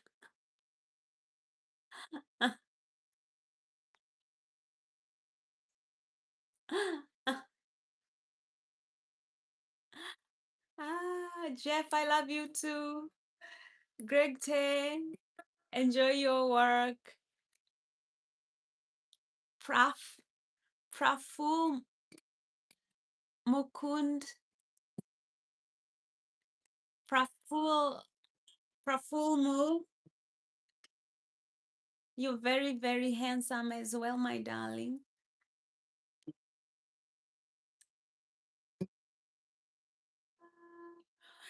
Yeah, so don't let these people tell you, oh, because they are Christians, that they are better than you, they're better than your religion. Let me tell you, I'm a Christian, okay? And I love the wisdom that comes from the Bible. And I'll be the first person to tell you the values that Christ teaches are very, very powerful. Christ always talks about renewing your mind, being born again. And as a mental health coach, I'm always telling you to rewire your mind, to renew your mind, to, you know, to create a new program in your mind. Anybody who's taken my classes, I always tell them a lot about renewing your mind, right? Deconstructing what they have programmed you to believe.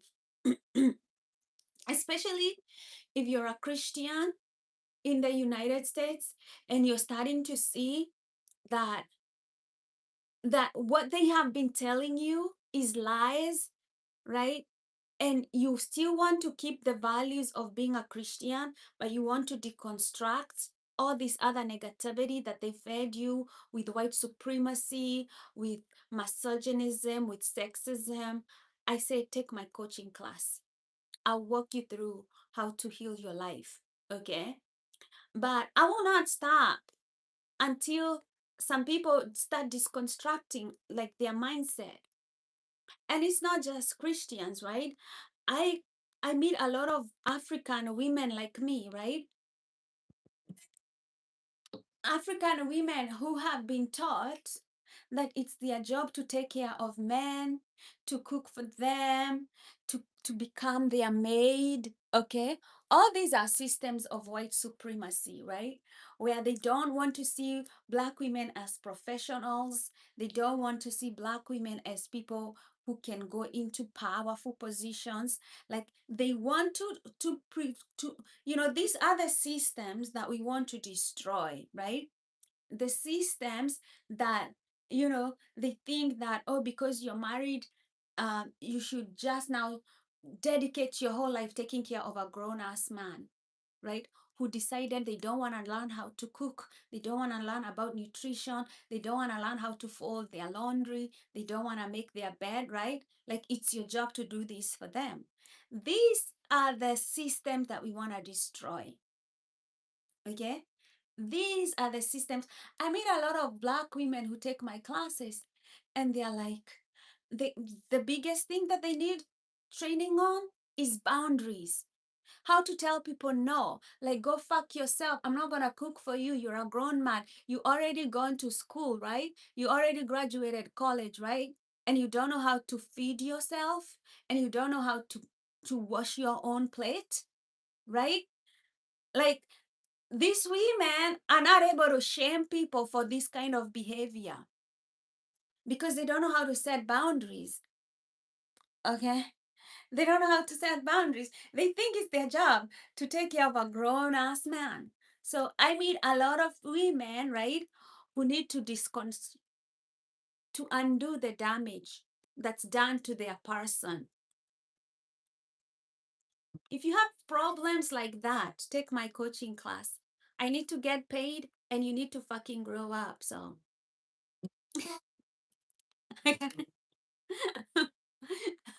so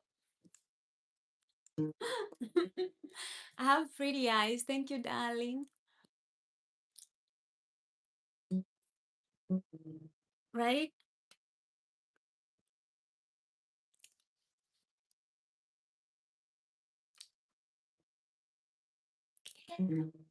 I when you come here to my channel, you will I don't spare you.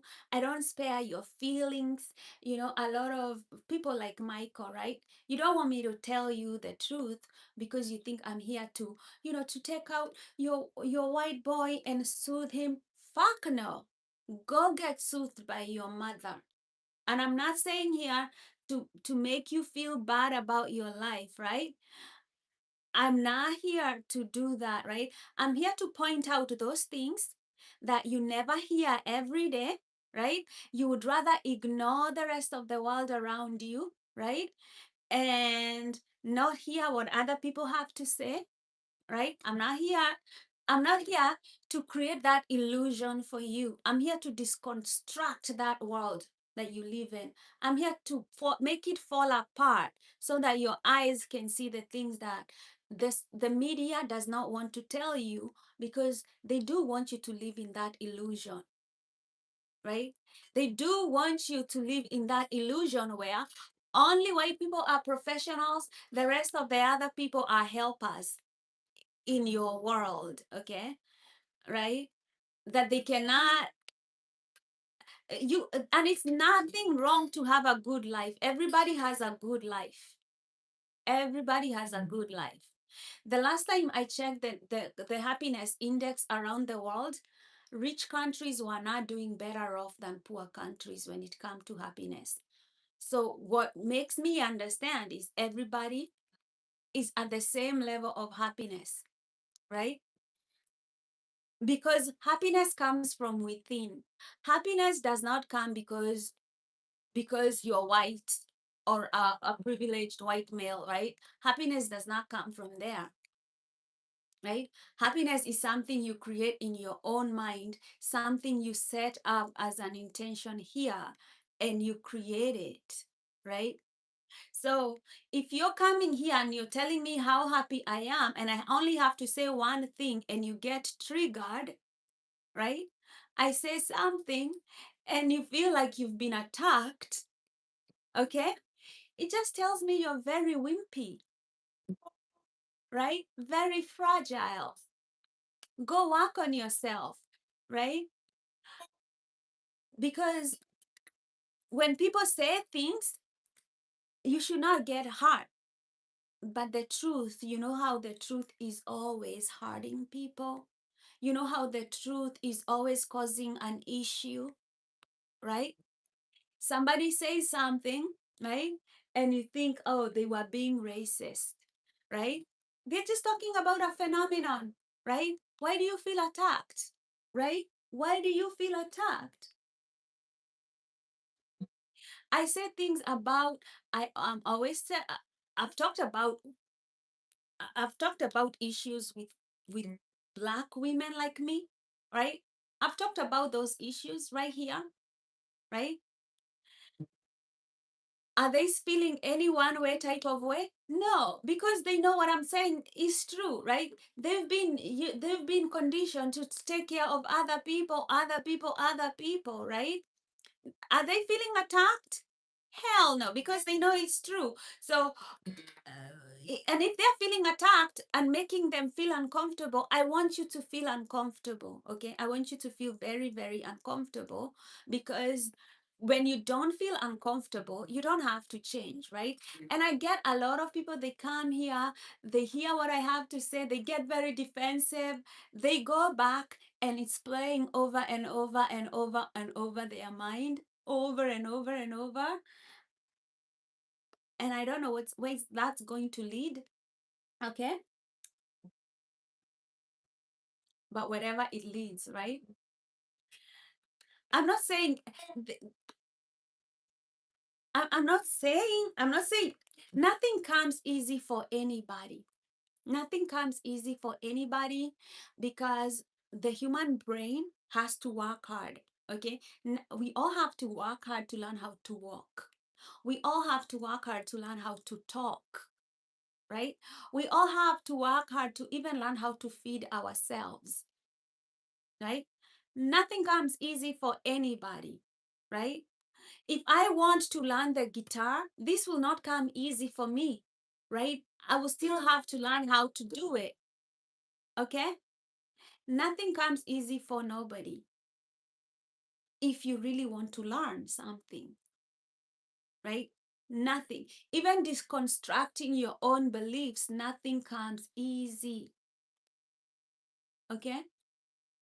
But you can't, if you know the system and how it works, the system, right, is meant to serve white people, not anybody else, okay? I'm not saying that just because you have a system has been created to serve you as a white man, I'm not saying that things are going to come easy for you, right? But the system is created for you.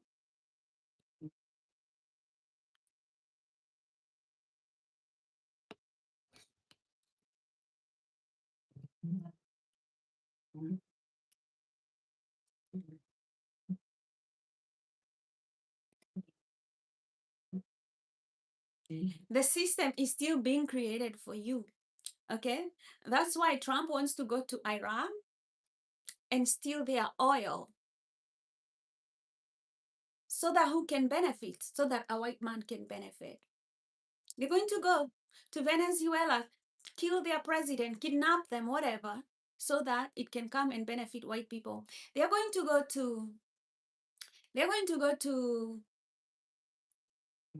Pakistan, Palestine, steal their land, kidnap women, rape women, put people in jail, stab them to death, right?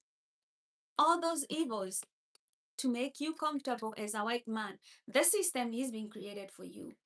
Okay, it's not even so much for white women. Women are seen as something to exploit for sex, you know, once a white man gets what he wants. That's the system that's here. I'm not attacking you as a person, Michael. I'm just telling you the system, right? Yes, you will have to work a little hard, but you know, if somebody goes, if there are two people, one person writes they are black, and the other one writes they're white, and they go to apply for a bank loan,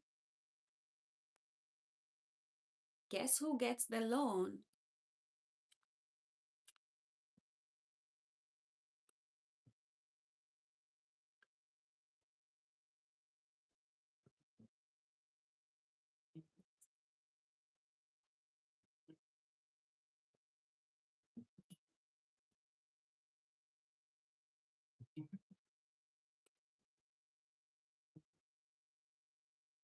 right? You can ignore the systemic racism. A lot of people don't want to acknowledge the systemic racism, especially when they know that, oh, Black people were enslaved for 400 years. That gave white people a head start for 400 years, right?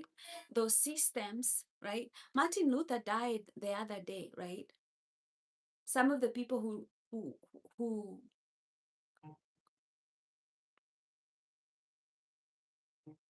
were who are there, right? Still here. They're still alive, right? He died fighting this kind of a system, right? So when we say we are deconstructing these beliefs, we are not making this from nowhere, right? It's a system that has been ingrained in your psychic. So we are not saying deconstruct it because we made an imaginary playing field, we made an imaginary story. These are things that are written on the books, right? These are things written in the books about how white people used to kidnap Black children from their parents and sell them into slavery, right? Destroying the family life of Black people here in America. Black people are still trying to rebuild their families here in America, right? Yeah, you may work hard as a white man, you're working hard, right? But nobody is tearing you apart every day. The system, right? The system wasn't enslaving you, taking you apart from your families, raping your children, putting them into the to work for free without any kind of compensation, right? Not even being recognized as a person or a human being in a political system that's so toxic.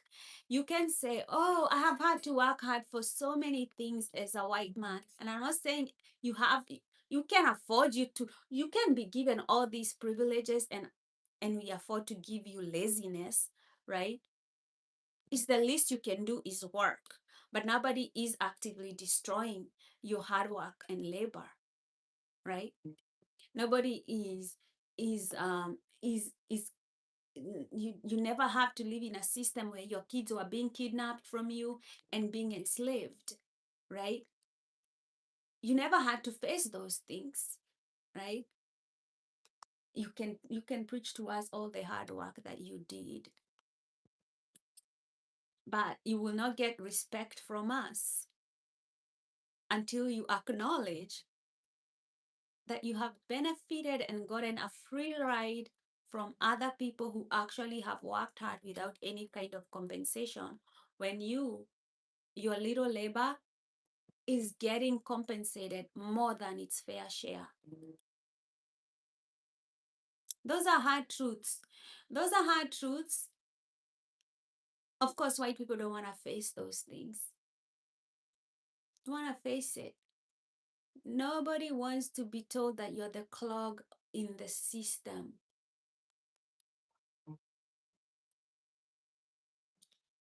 But you're happy to put those labels on Black people. I'm not being racist. I'm explaining the system, maybe from a perspective that you haven't seen before, right? Because the system is trying to give you one idea of how these things are. And that's the kind of narrative that they feed you every day in school, everywhere you go, right?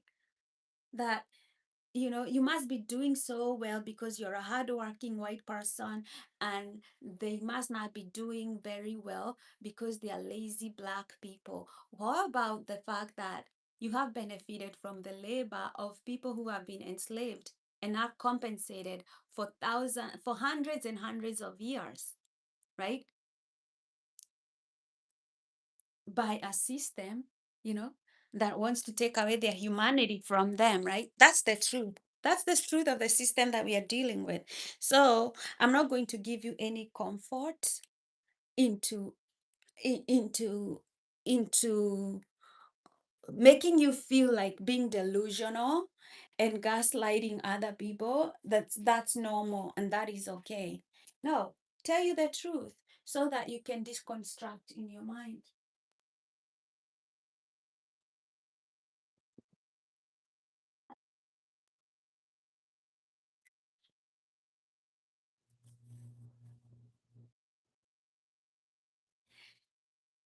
It's the truth.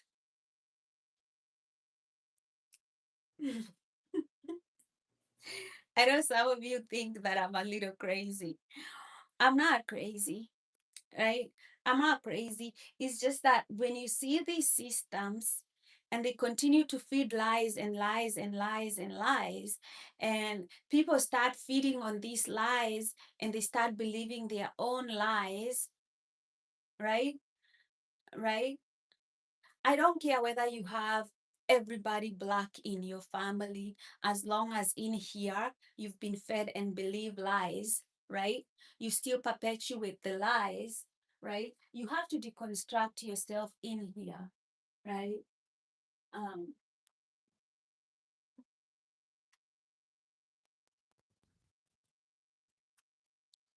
right.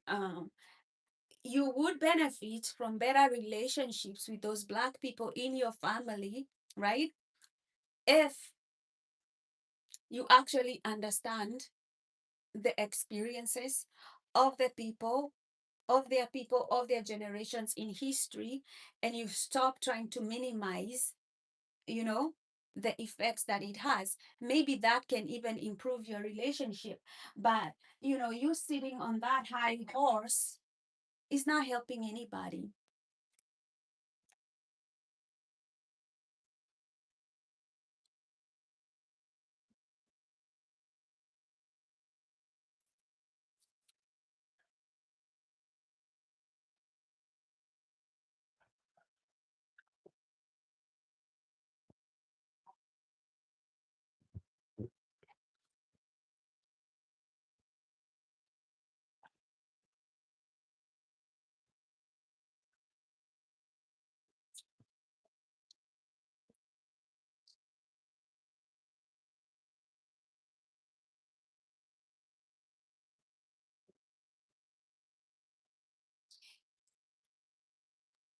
Yeah, pretending that as a white person, you've really never benefited from a racist system, even if you're not racist, right?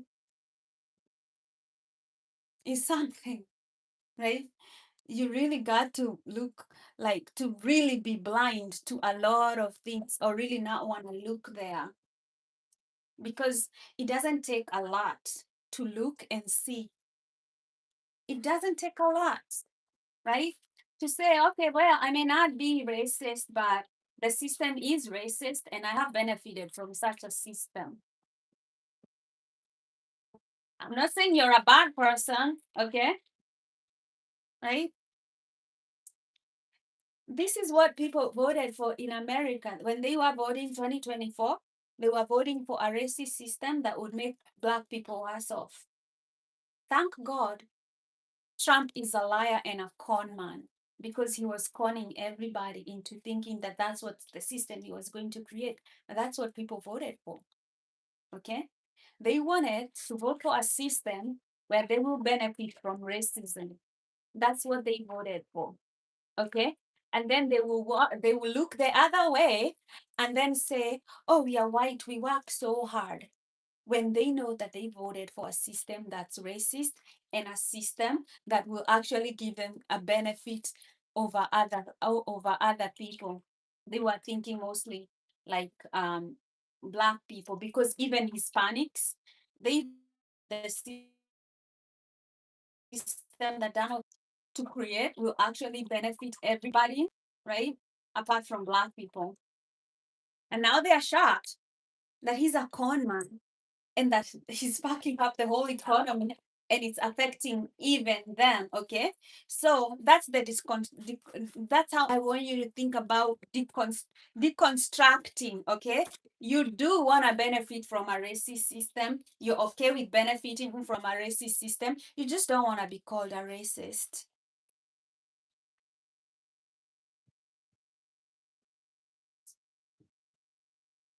Yeah, Daniel, I look beautiful.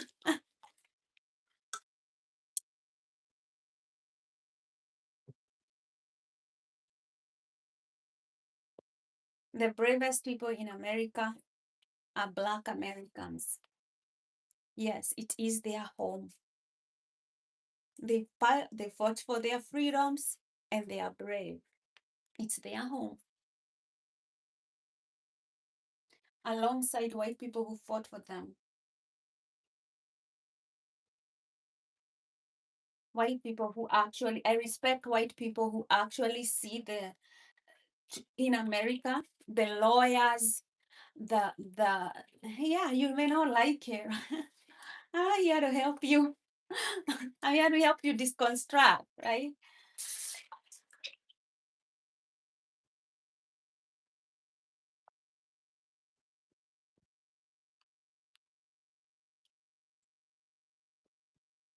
You need to grab a book about the history of the African Americans. I tell you, once you grab a book about the history of the African Americans, you will have more respect than you've ever had for anybody on this planet.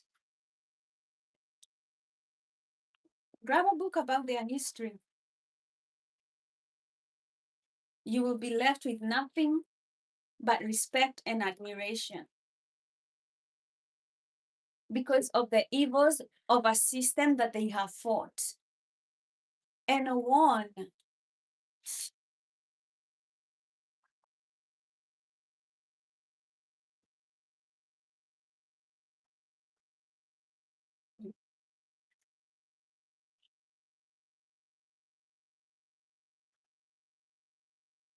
And won.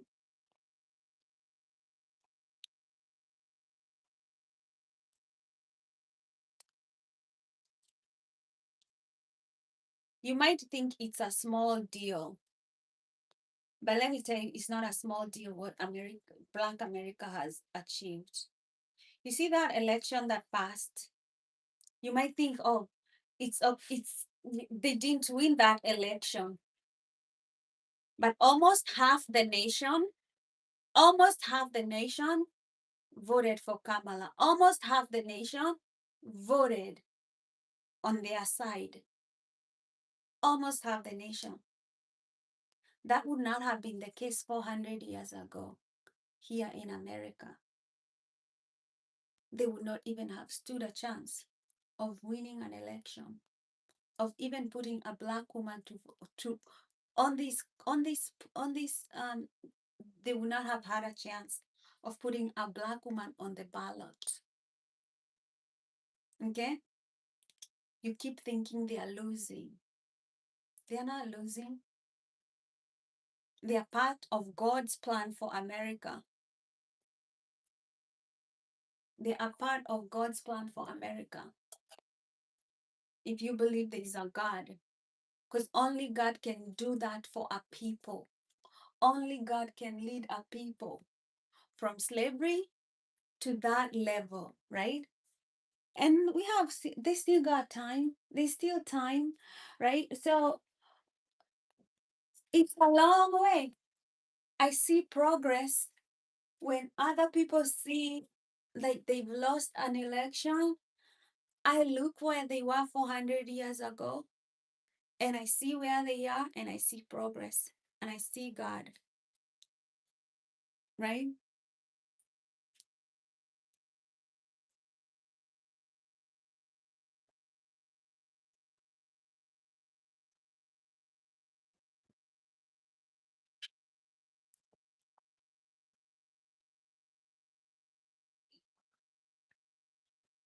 To think that God does not love Black America is to have a big miscalculation, is to miscalculate completely where He's led these people, right?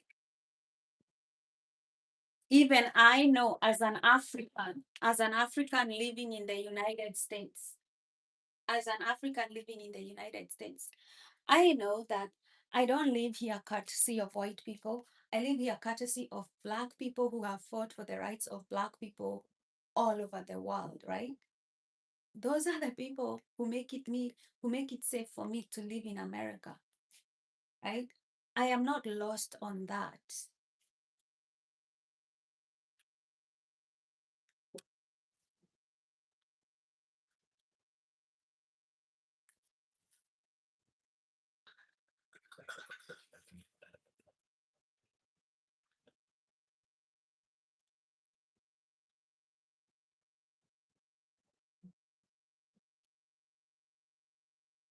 Yeah, but you're around now, right? Benefiting from that history, right?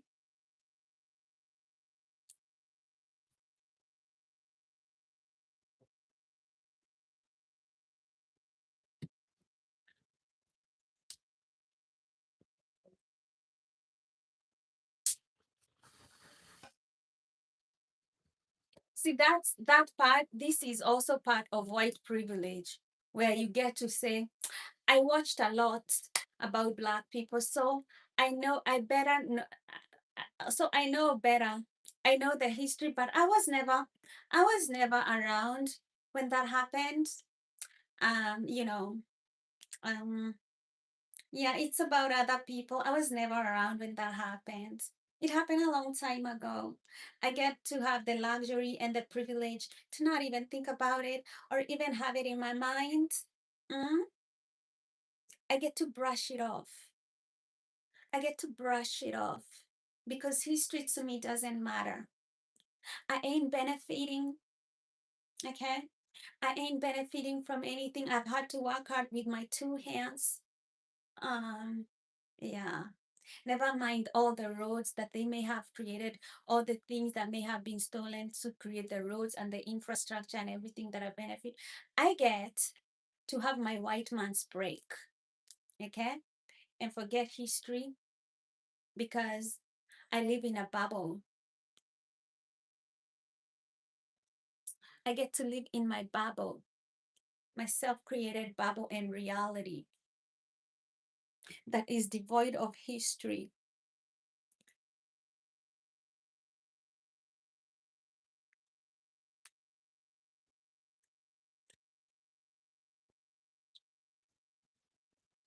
Hi, Jerry.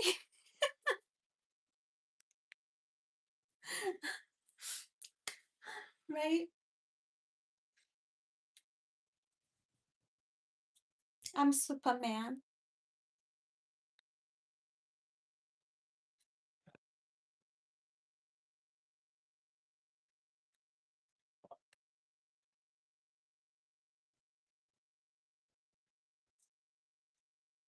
I get to play my white man bimbo card whenever it's convenient for me.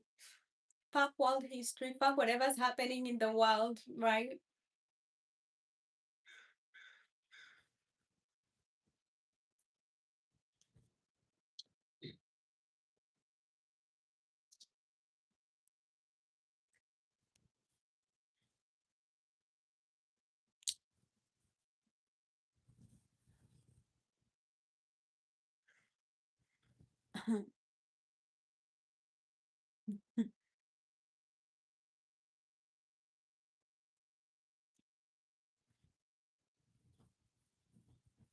Now, it's good to have this education because I'm sure nobody in your life would educate you this way. Um, some people, they just think you're ignorant and you can't learn anything. Thank you, David. I'm here trying. Okay, I'm really trying. It's not an easy job. I hope you can appreciate the job.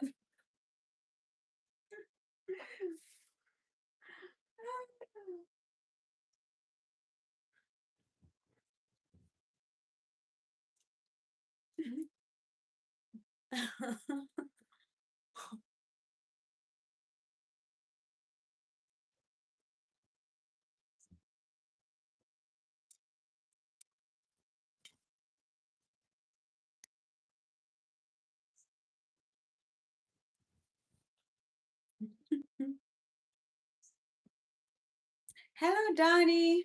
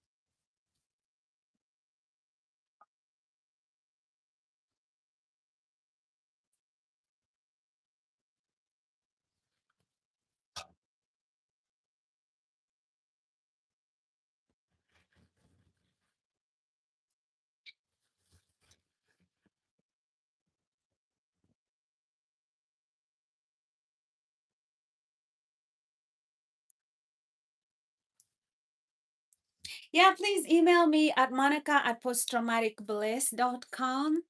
monica@posttraumaticbliss.com. Right. Let me see if I can email it to you here.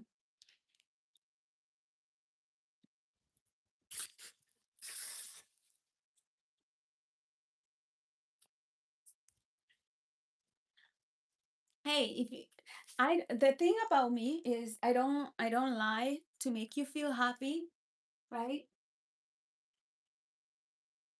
I'll always speak my mind, even if you don't like it. I don't have, you know, I'm past that age, you know.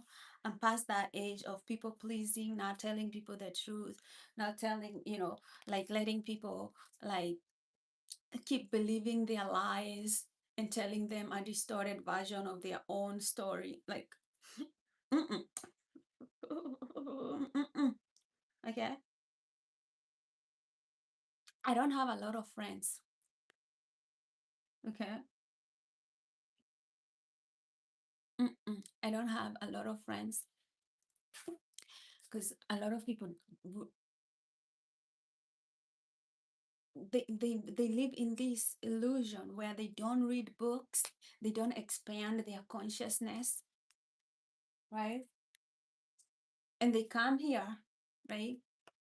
And they realize, oh shit, this girl, she's gonna she's gonna tell you apart, she's gonna have you for breakfast, right? Because I don't entertain that ignorant mindset, right?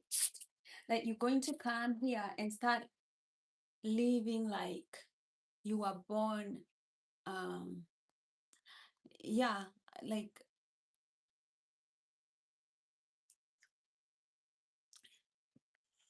yeah, I only have very few groups of friends, right? Very few, because I'm selective, right? Not everybody can be my friend. I don't even want everybody to be my friend, okay? because because if you have a lot of friends, there's something wrong with you.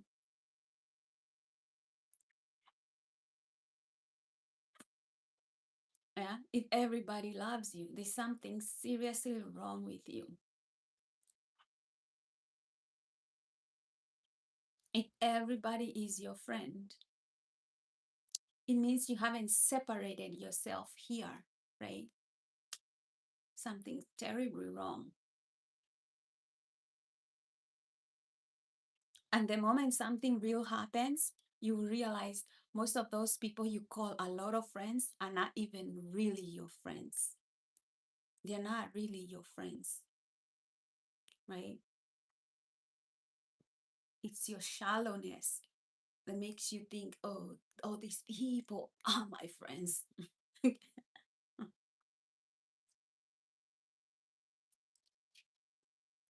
God is good. God is good all the time. Yeah, email me. You don't have to stay in my channel, Michael. Okay? Good luck to you. Have a beautiful life. Okay?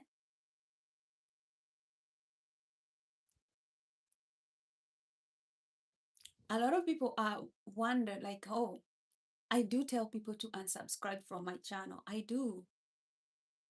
I do tell them to go find another place out there where they make them feel comfortable. If this is a place of growth. This is a place where you feel uncomfortable. The same way you feel uncomfortable working out, the same way you feel uncomfortable growing up here, the same way you feel uncomfortable living in an environment where, you know, you you promote things, right? That only serve you without caring about other people. I will make you uncomfortable.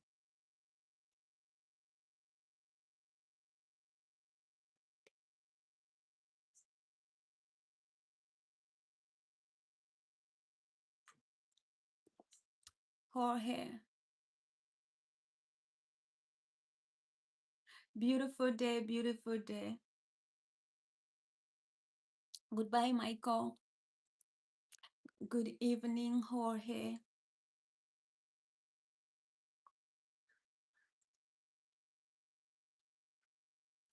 This is coaching.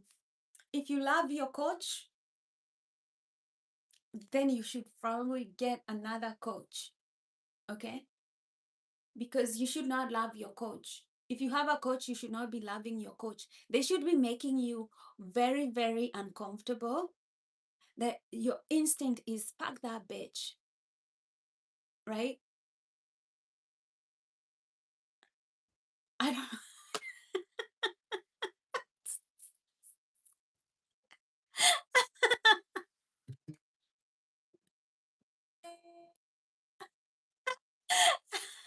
Evo 666X.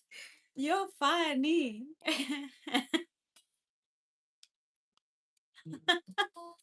What did Michael expect a marriage contract? You're evil. You're evil.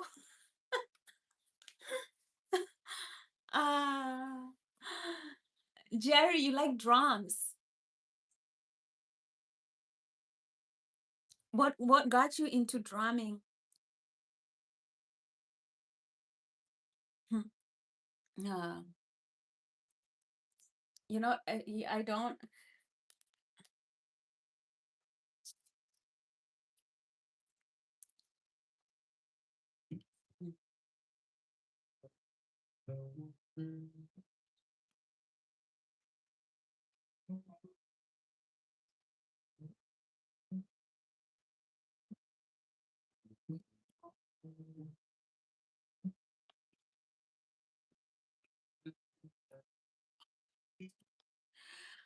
Yeah, life does not.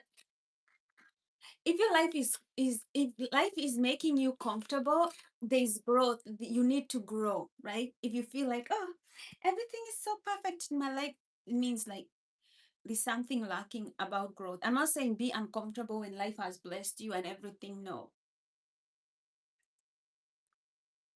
but there's so much to learn, and we are here to learn. Like, if you don't have anything to learn, you should ask yourself, you know if I think that, don't ask people whether they're Christians. This is why, PR, I want you to say there's so many fake Christians that even I'm a Christian, and I am ashamed sometimes to say I'm a Christian because of all these fake people who say they are Christians. And then you hear they shot their dog in the face, okay? Like, I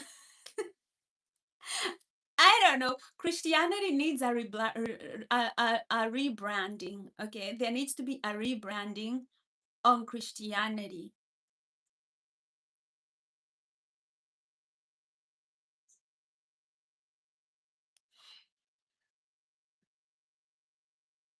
I attack everybody. I attack everybody. Okay? In this channel, I attack everybody. Yes, I'm attacking Christians now because there's so many fake Christians that I feel so bad for people who are being preached to the gospel. Like, I know as a Christian, we should take the gospel everywhere. But these days, how do you take the gospel when they just look up, and you know for sure the more Christian somebody sounds, you will find something devilish in their closet, okay? Yeah, all these people like Erica Clark wearing whatever and then pretending to cry that her husband is dead. Like, there's something wrong with all these ultra Christians that you're like, I don't know what you guys worship, but it's starting to sound like the devil, right?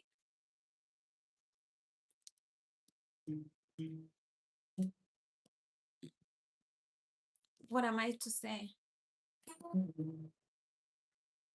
What can I say?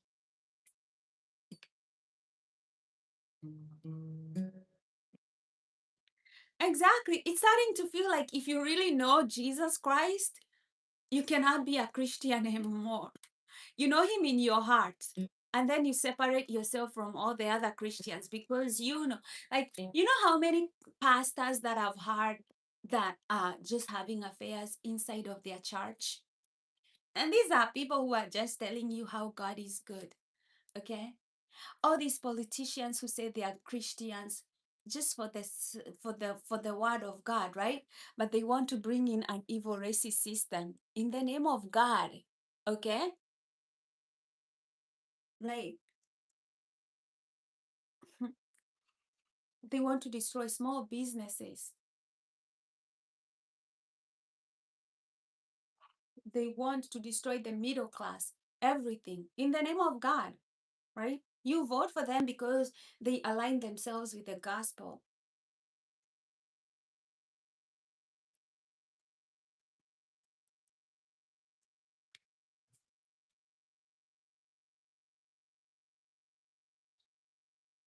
Yeah, exactly. This is why, yeah, like it is easier to quote the Bible than to understand education. Bible verses are an easy way to sound intelligent, an easy way to out for the uneducated, right? You don't here's the thing, right? Like fasting is good, right? Even the Bible says it's good to go on a fast. But the way men and women fast is very different. And that takes you to understand biology and your body, the cycles of a woman, and all this to understand like women, there are days that they should fast, there are days they shouldn't have fast, right? But anybody can tell you, oh, it's good to go on a fast, right? But the really educated person, right? You can get that from the Quran, from any Bible, whatever, any religious book, he'll tell you fasting is good, right? But for somebody to articulate for you the benefits of fasting, whether it's or autophagy or ketosis or all this, that takes an educated mind, right?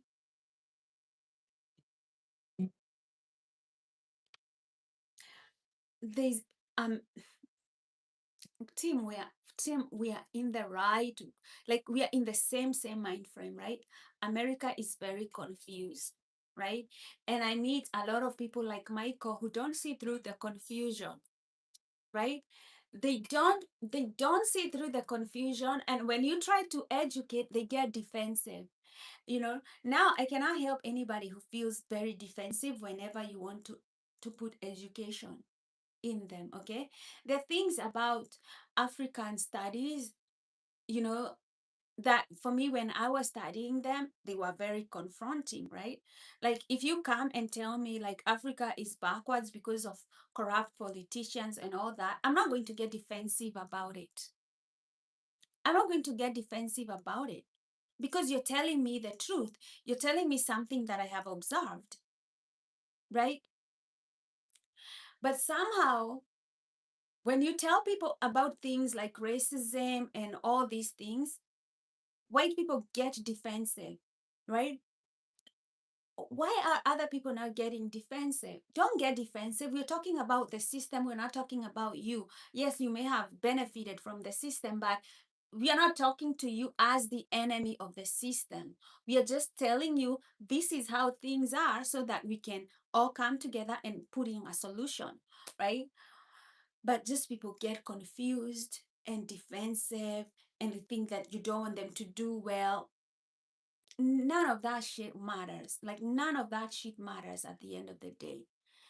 Um,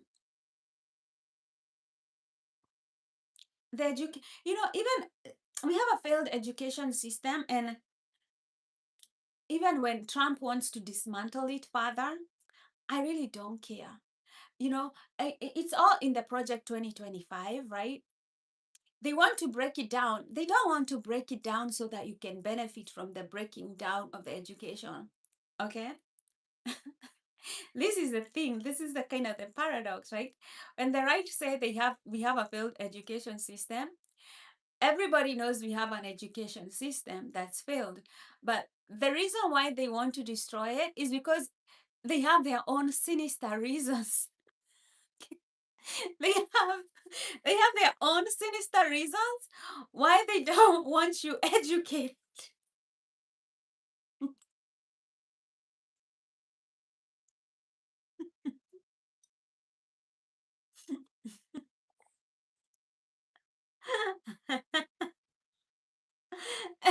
They have their own reasons why they don't want you educated. Yes, we all know the education system is not doing a good job, but the reason why they want to dismantle it is so that so there is no job being done. Okay, so there is no job being done, so that the only education that you have is the one that puts you in a cubicle or in a factory, right? Because they don't want you to develop your brain cells. They do not want you to think. They want you to be so easily controlled and manipulated,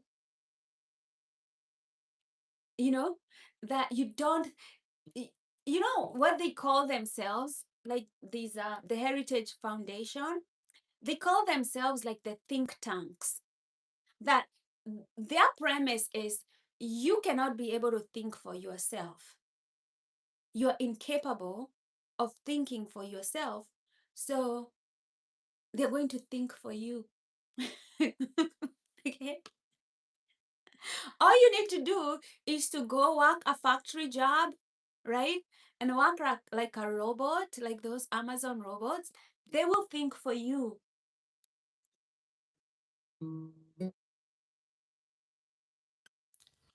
They and surely when I see the people getting manipulated, especially the people on the right, how easily they are manipulated, these guys are actually winning.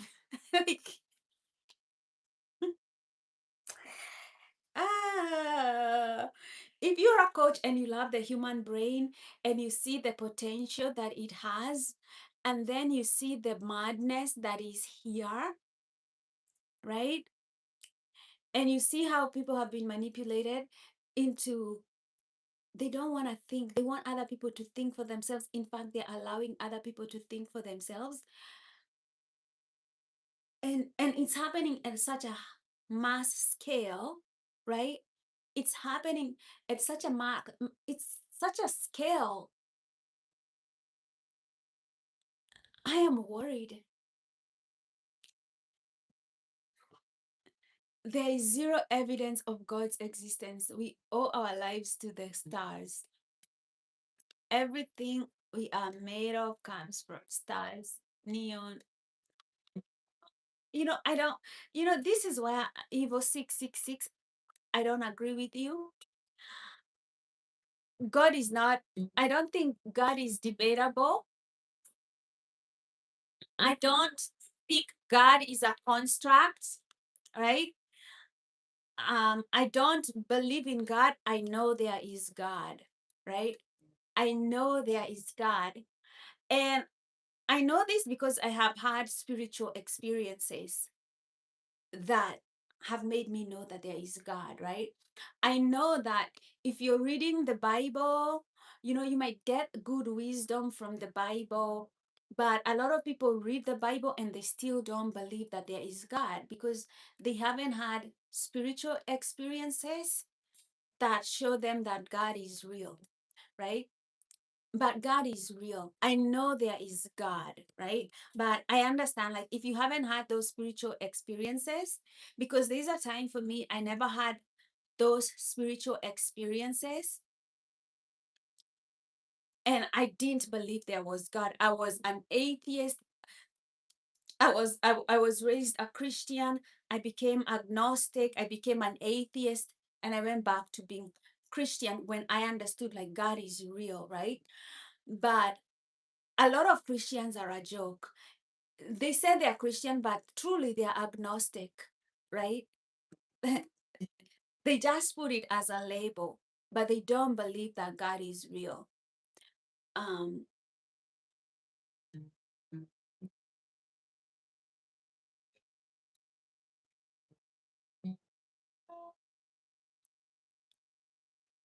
Keen, how are you? Sema, how are you? Truth is beautiful thing. It does not need approval. You are free to believe what you want to, even when even you belong to God by design, with or without approval. Amen to that, right?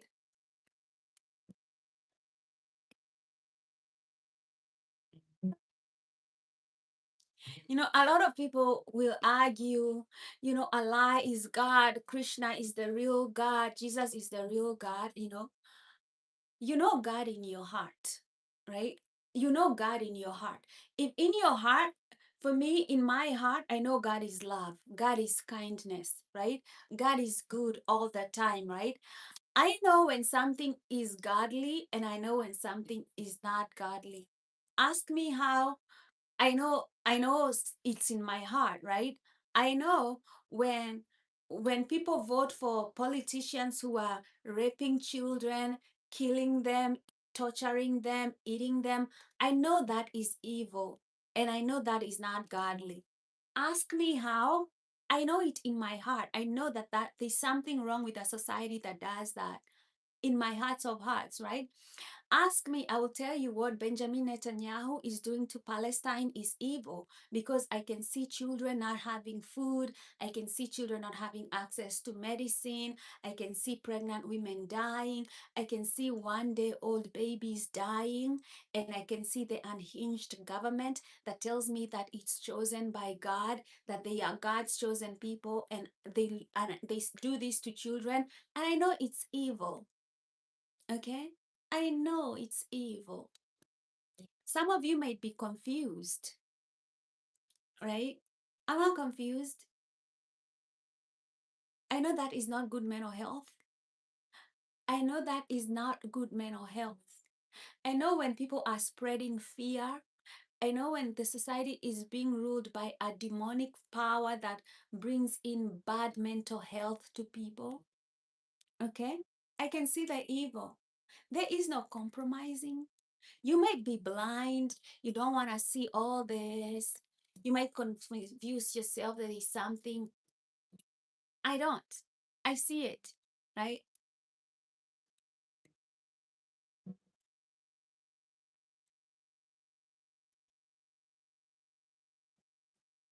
Love is kind. I love that statement. Love is kind. Even a child can see that. Even a blind person can understand the language of kindness,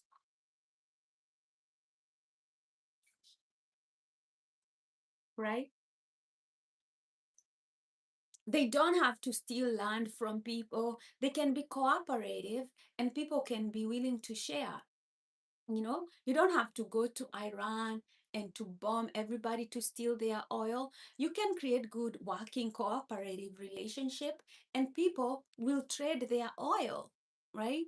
It doesn't have to get to that point where it's a zero sum game where you take everything and everybody loses. That is not power, that is weakness of the heart, of the very soul, right? That is greed.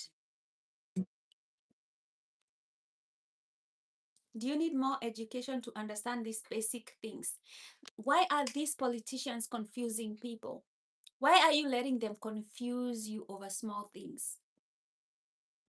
Do not let greed be the, if you let greed to be how you understand the world, trying to preserve yourself, right? The Bible tells you, what is it for you to preserve yourself and lose your life?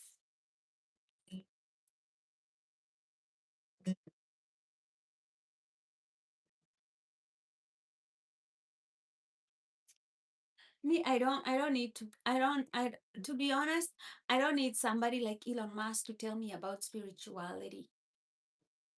Okay? I don't need people like Steve Jobs to tell me about spiritual life.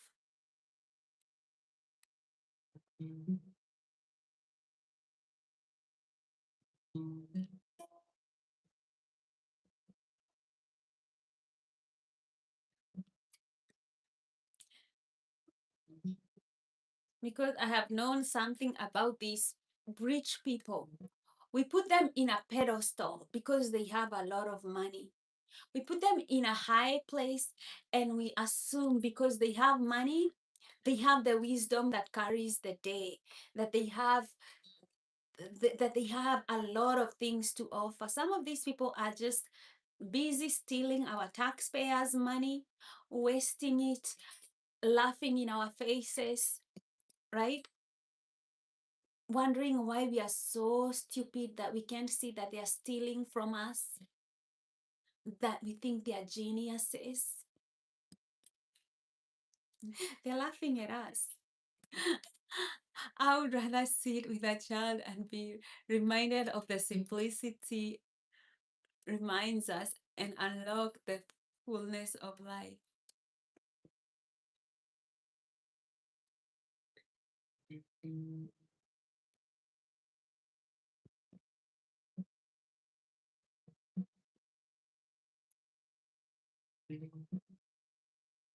I'm not reading from Steve Jobs, Elon Musk, all these people that you put in a pedestal, right? I'd rather listen to a monk who, who stays in a cave and meditates.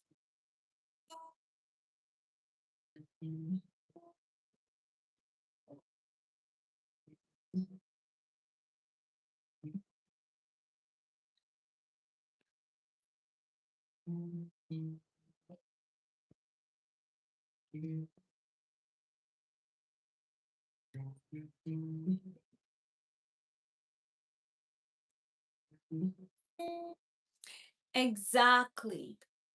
Exactly, Ring, right? Steve Jobs, Elon Musk, etc. They are some of the poorest people in the world, but the world doesn't see that. If I tell you that Elon Musk is so poor, you will not even understand the depravity that we are talking about, right? These are the poorest of the poorest people in the planet. They only have money, okay? Take their money. You may be left with a shell of a person, right? He's always going to hotel rooms with strange women so that they can have babies for him. What kind of depravity is that?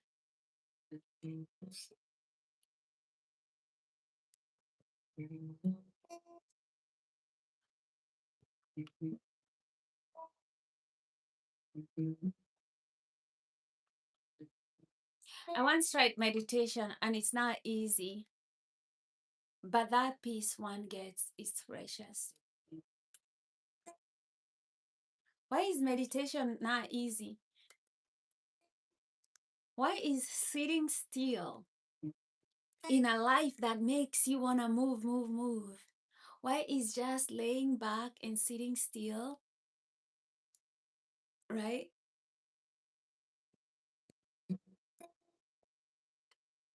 Not easy.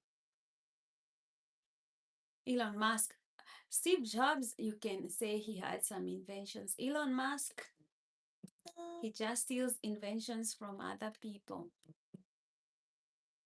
and steals our taxpayers' money and blows them up in the name of space inventions. I haven't seen anything.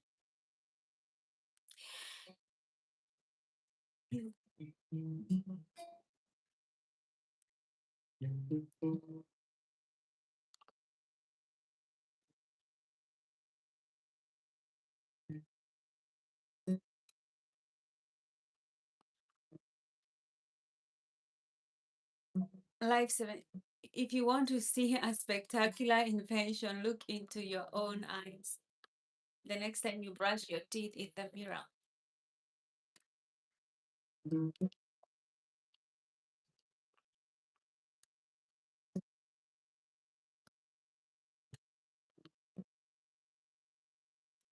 Of course, I have an idea about quantum physics, but they did not invent quantum physics. Quantum physics has always been here since forever.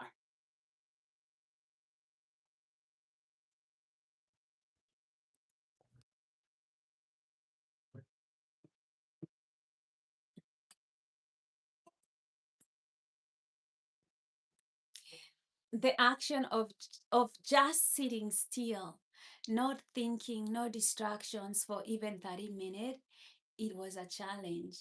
But with time, I got better. Meditation is such a powerful thing. Because meditation is a fight on its own against the life that we are being conditioned to, right? Meditation becomes one of the weapons to deconstruct and to call yourself back, right? To the genesis of who you are, right? To make sure that your nervous system is not being wasted by the material, right? Meditation is so powerful because you go back to the truth. You go back to who you are. And you have to respect the call of meditation in your life, right? Uh, a lot of people these days, they're having these experiences when they meditate, they get an out of body experience.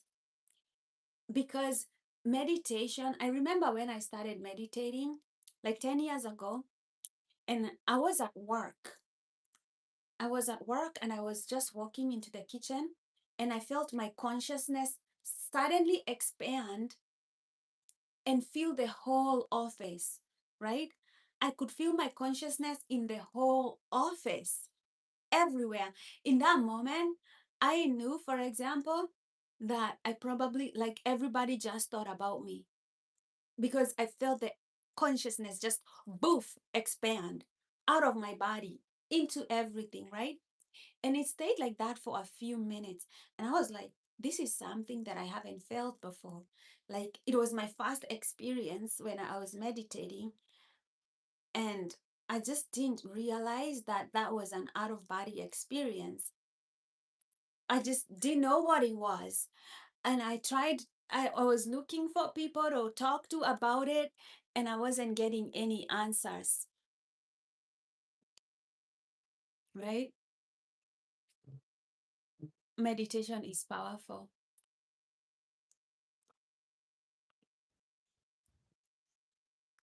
Have you ever had any, like, Joroge, have you ever had that kind of experience?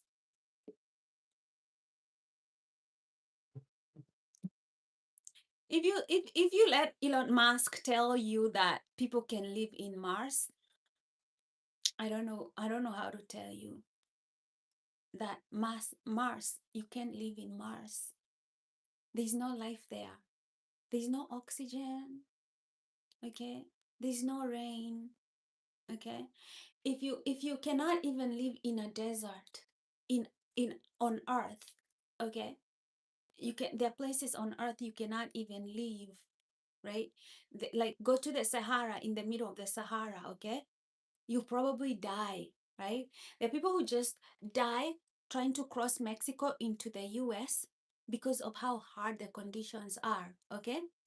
Now, tell me how you're going to go to live in Mars when there's no oxygen there. You will have to take oxygen from Earth and fly it for months and months and months to get to Mars, okay? Some of you are being lied by these people, okay? Then there's water, okay? There are places on this planet, this beautiful planet, where you have water. Sometimes you even get it for free, right? If you're not able to pay your bills here for water, and you think somehow it's going to be easier for you to go and fly water into Mars and create,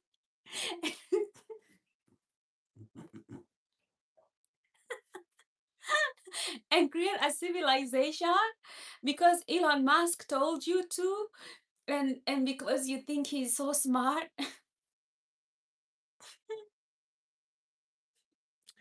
You guys, sometimes you just gotta make me cry one time. Ah, oh, yeah, yeah, he's so smart. He tells you that you can live in Mars, and you believe him without questioning how possible, the feasibility of it, the possibility of it, right? Like, this planet has been created by God to have such a balance, that in this whole entire solar system, that this is the one planet with life. And somehow, instead of appreciating that, let's take care of this planet. Let's not destroy this planet. You think there's an option for colonizing Mars because they made a movie called Martian that was here on planet Earth, right? You think somehow that that idea is remotely true? They can make up whatever study bullshit.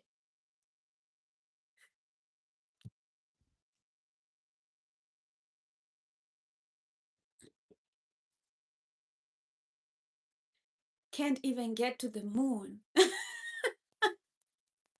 Like,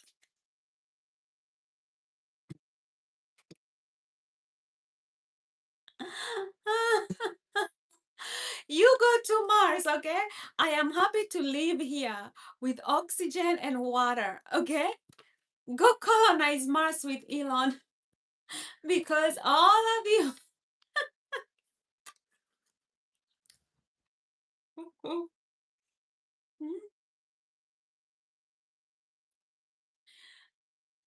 Mhm. Go colonize Mars. Life. Go. Life 70s. Go to Mars. You people are so futuristic and idealistic. Okay. There's so many resources in Mars that will make you as rich as Elon Musk. Go find them. Okay? I am happy on Earth. I'm an earthling. Okay? I don't need to be complicated into whatever science bullshit that they are feeding people these days. I'm happy here on this planet with water and oxygen.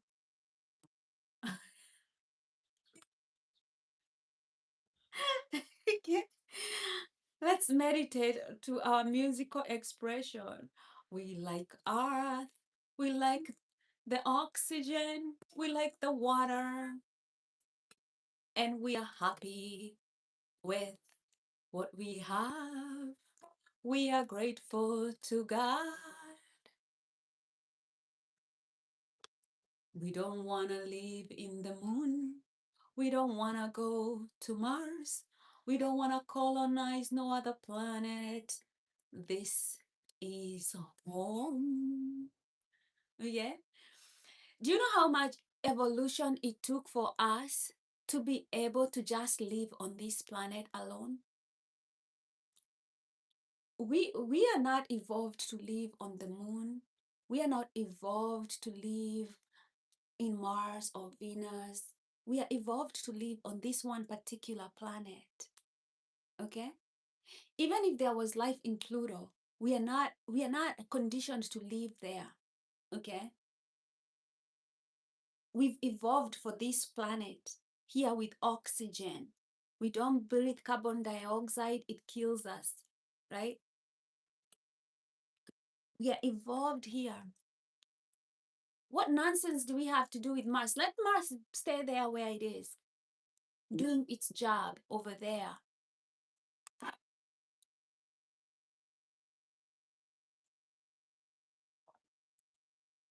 It's all these fake gurus.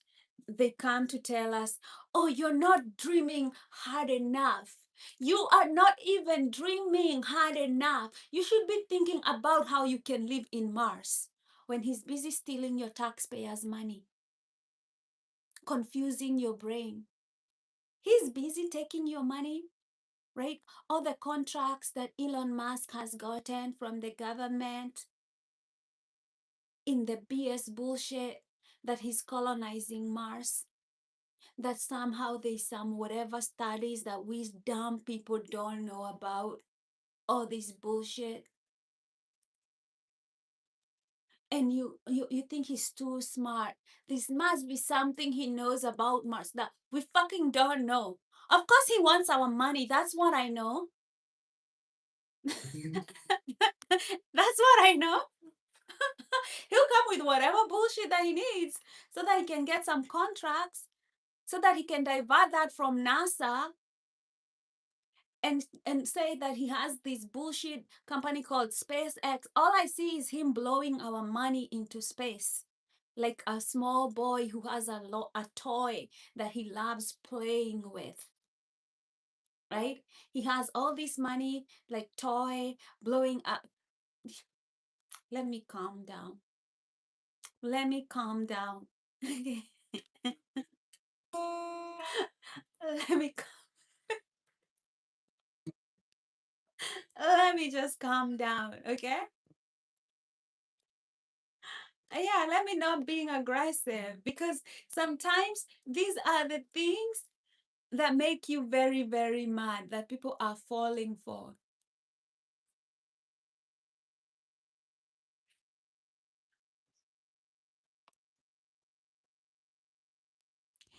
They're here taking, they just want our money. You don't know greedy people and the lengths they will go to lie to you. Okay, they're telling you that, oh, you don't dream big. We should all start dreaming big about these stupid dreams of exploring Mars. Stop with that. We have people that we can feed on this planet. Okay, we have diseases that we haven't found cures for. Okay, those are the frontiers that we want to conquer, right? They're like, oh, we've gone to the moon. Now let's go to Mars. I don't want to fucking go to Mars. And stop taking our taxpayers' money with all this bullshit that we don't dream big enough. You know how these rich people, they like to gaslight you, like you're not dreaming big. He's a visionary. Take your visionary ass to hell. I don't care. We're not going to Mars, and stop taking our taxpayers' money with this idiot dream, because I know nobody's going to Mars. I know we cannot colonize the fucking planet called Mars. There's no life there. We cannot take our precious oxygen and put it into a dead planet. Let the dead die there. I don't fucking care about it. And all the lies about these stupid inventions. Of course, he's going to make up some stupid inventions because of a stupid, like, even your brain cells, like, are you going to take oxygen from this planet and take it to Mars? Are you going to take water and take it to Mars? So at the point that there is no life there, what do we care?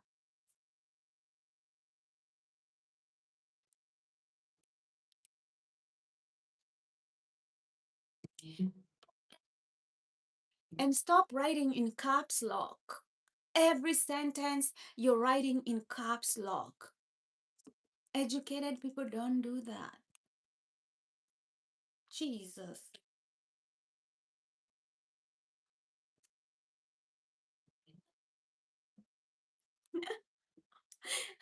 Let me calm myself with this guitar.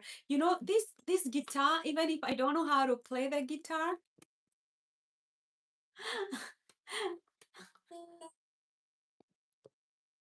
calms me down.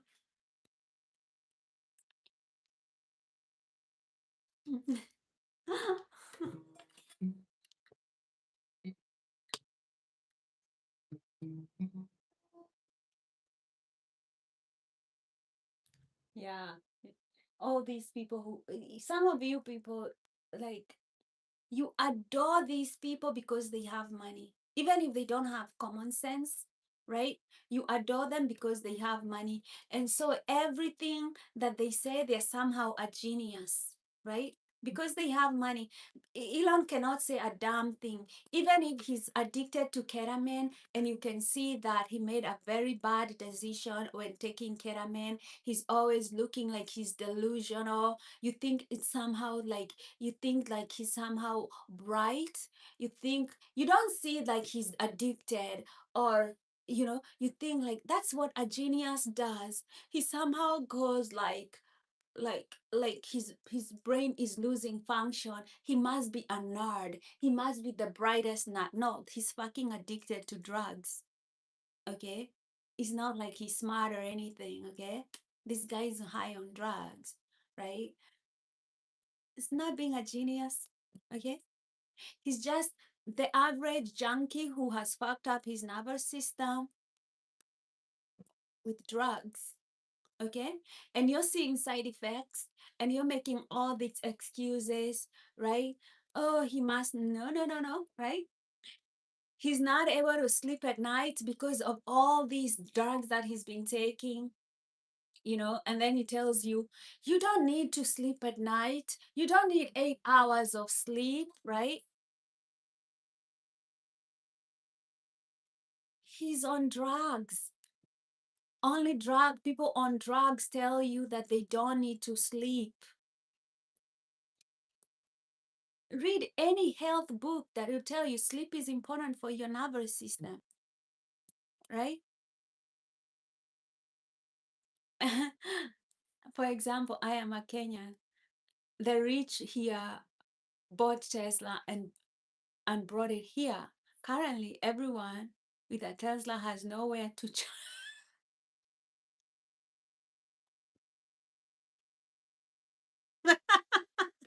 The geniuses, right? Like, oh, because Tesla is a new thing to buy, right? You know, even here in the US, the people who buy Tesla, right? That shit can take you like an hour to charge. You go there, like your whole life revolves around charging your stupid car.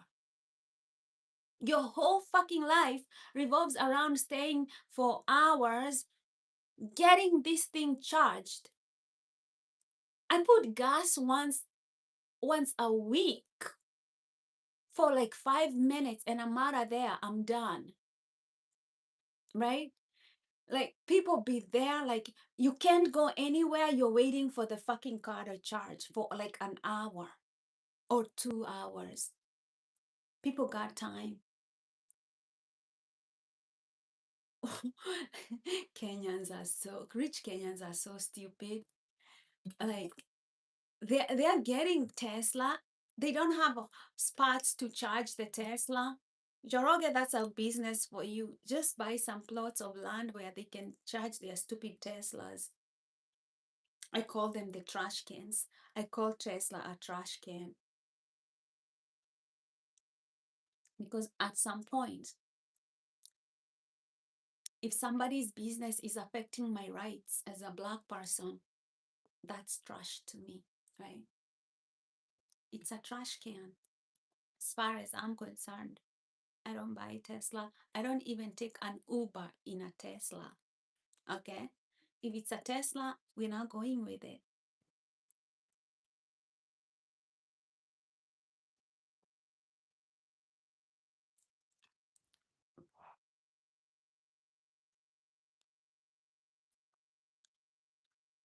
Life, don't ever call me Lady Gaga ever again in your life.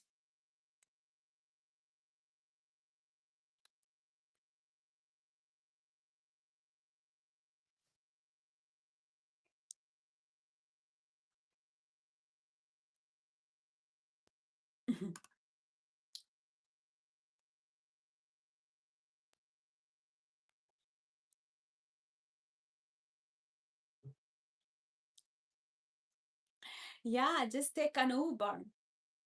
But don't make it a Tesla, man. Because if it stops on the road and they have to charge that shit.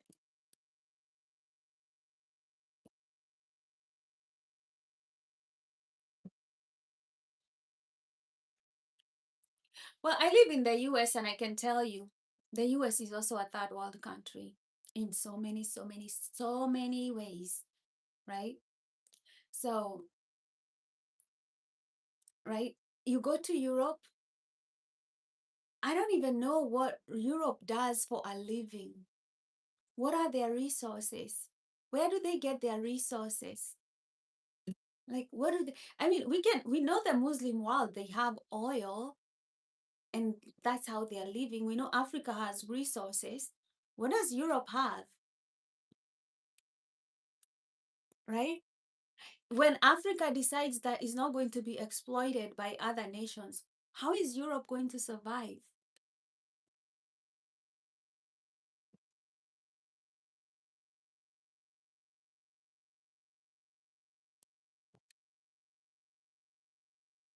You know, we have a saying in Kiswahili, nyani haoni kundule. You know what it means? Have you seen those baboons that have a pink behind? They don't see the pink behind, right? They don't see their own butts.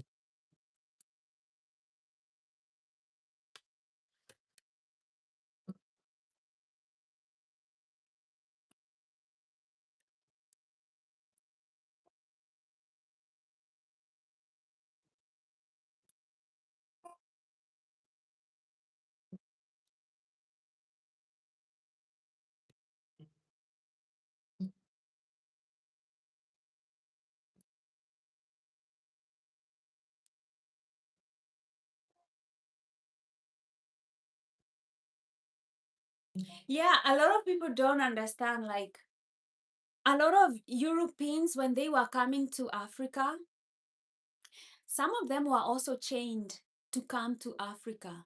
Nobody wanted to, they didn't want to come to Africa on their own free will. Some of them came from prisons and they came chained in boats to Africa so that they can start a new colony, so that they can give their the crown all the money back, right? And when they came to Africa, they were like, fuck the crown. We want to be independent, right? That's why you found like states like Rhodesia and other things. They wanted to be independent from the queen, but they wanted to bring an oppressive system to Africans, and Africans were like, hell no, we're not going to take these oppressive systems as well. So everybody, every humanity, every group in humanity will always find like there's an enemy coming to take away their freedom, and they're going to rebel and act against that.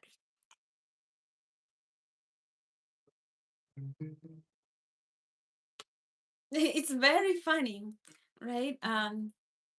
When you read these historical fiction books, that's when you kind of start understanding, oh, you know, not everything is just as it seems, right? It's complicated. It's all very so complicated. Mhm. We should all just choose peace and living together in harmony.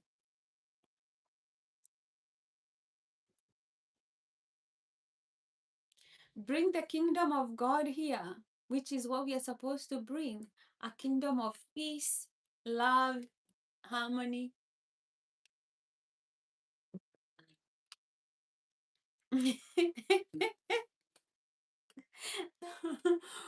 Oh, we have to deconstruct, right? We all have to deconstruct the lies we are told.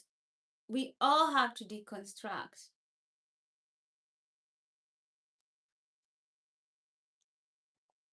the lies that we are told.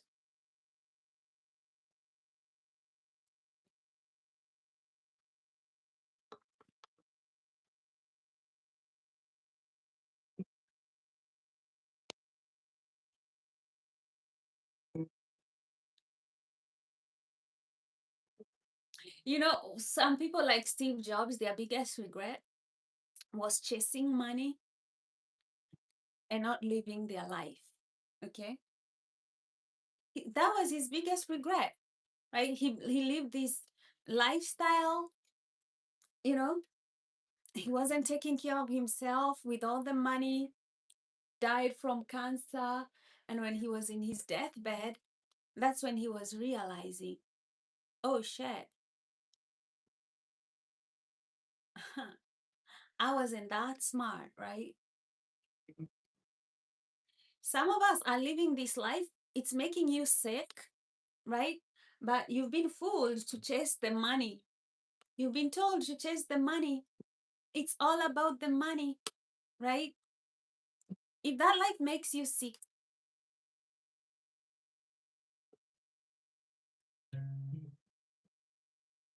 then you start looking for a coach,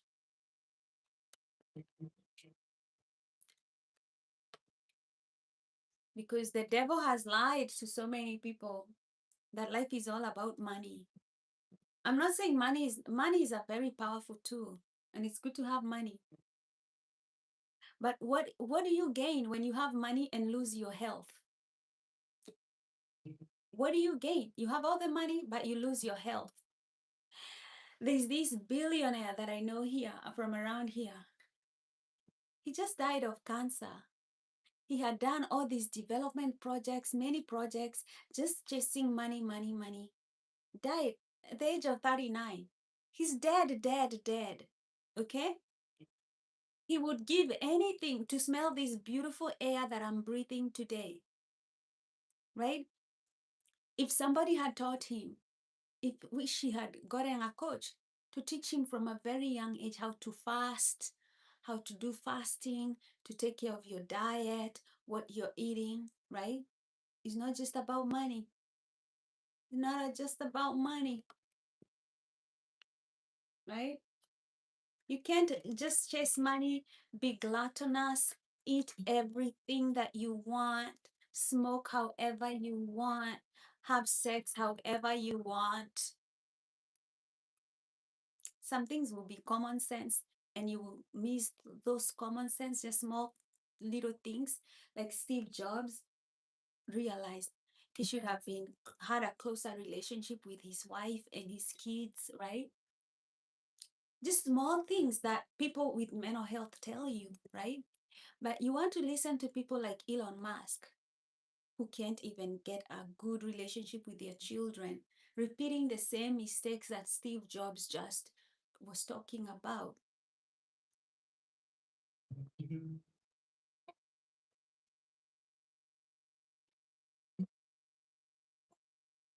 Don't make these people your idols,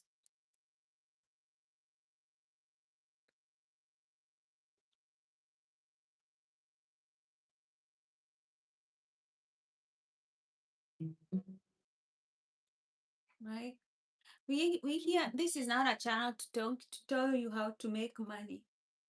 Okay, if you want to if you want to invest, right?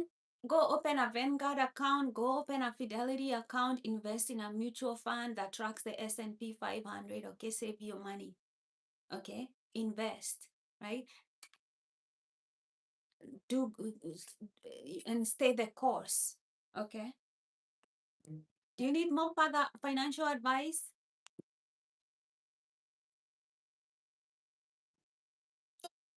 But I'm telling you, don't sacrifice your health chasing after money. That, oh, when I get money, then I will do good. Nobody cares about you doing good to humanity. If your health is off and you're not doing well, you'll be the only one lying in hospital bed alone, right?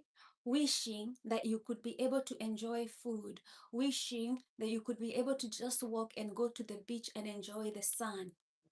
Okay?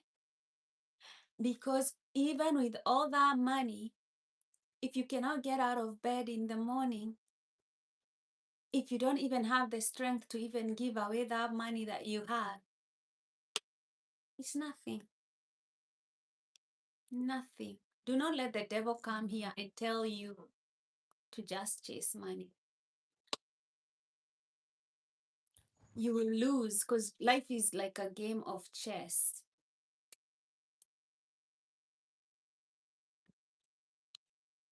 right? It's not that hard to do, right? Financial education is not complicated. It's not complicated. Only stupid people want to make you feel it's so complicated so that they can take advantage of you, right? It's not, right?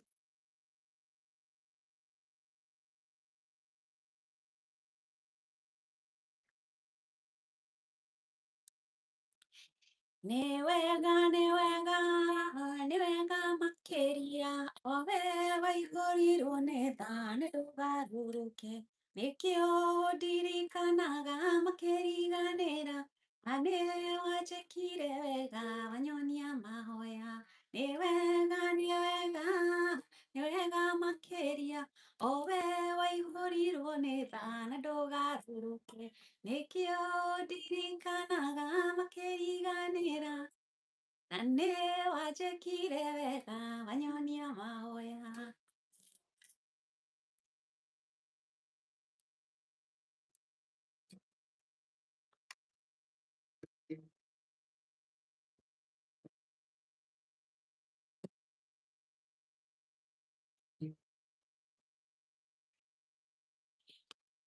And don't fall for these people who call themselves financial analysts and financial advisors, whatever. They would just want to sell you insurance. Okay. Because I have worked as a those financial advising firms, okay, and can tell you most of them are bullshit, okay. Most of them are bullshit, okay.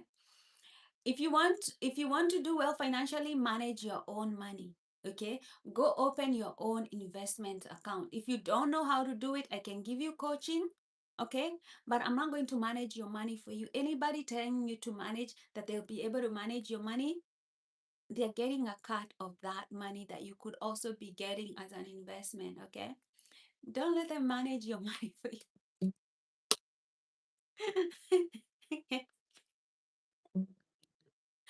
Do not, okay.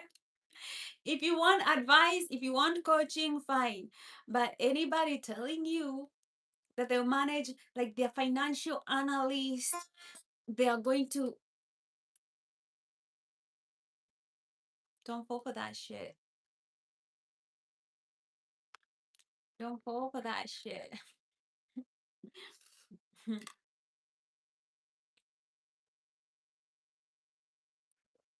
Even as a coach, if I tell you that I'll help you invest, like I'll help you, give me your money, I'll invest it somewhere for you, they're lying to you. Don't fall for that.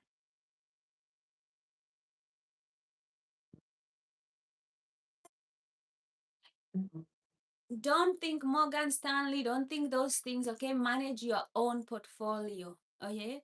Don't let people come here to sell you an investment platform to pay. No. Think about managing your own portfolio, okay? Don't let other people come manage your money for you.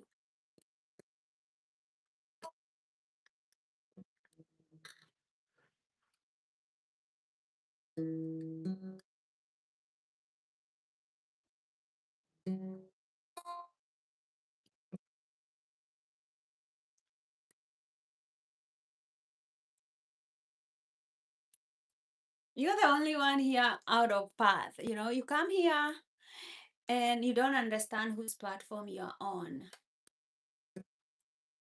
And you start giving people this bad advice.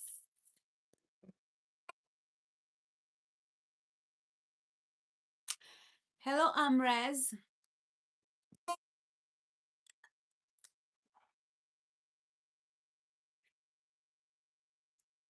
Some people are here, wanting to come into somebody else's program and start looking for victims, pretending they are experts on financial life.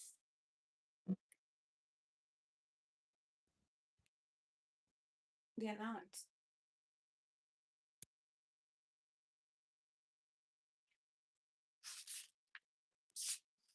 I've worked as a financial analyst, I've worked as a financial advisor.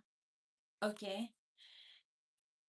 Most of the people telling you that they're financial advisors and they're telling you they will manage their money for you, they're going to take money from you. Learn how to open your own investment accounts and manage them. Okay, anybody managing your money for you, are they doing it for free? You have to pay them. That money that you're paying them, could you be investing in that money for yourself? Yes.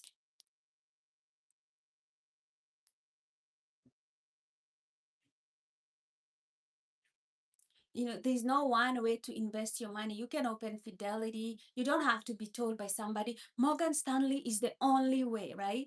Whenever somebody tells you this is the only way, just know they're lying to you. They're lying to you. And I wouldn't want somebody to come here on this platform and start spreading lies to other people that are on this platform. That's why I blocked him. Like, stop lying to people and using my platform to do that. It's not, no.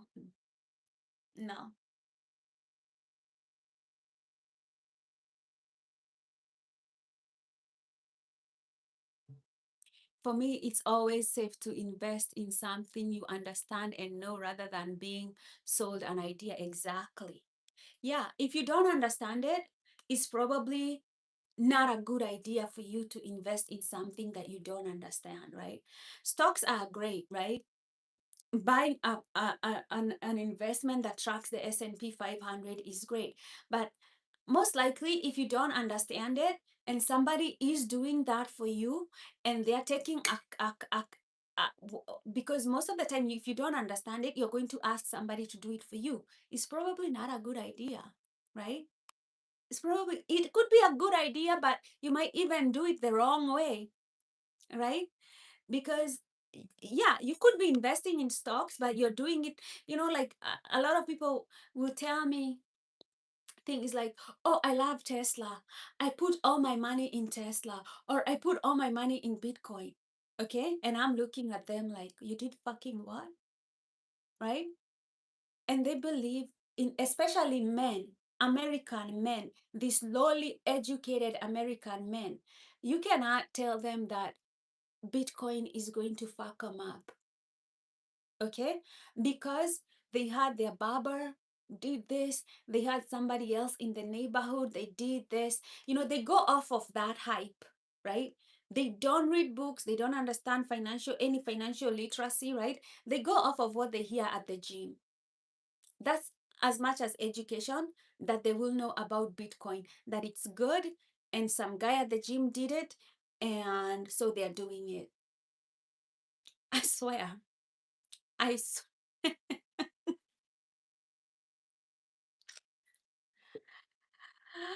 Ah, and you cannot tell them anything. You cannot tell them anything. If you want my coaching, fine. If you don't want my coaching, that's fine too. Go listen to the guy at the gym.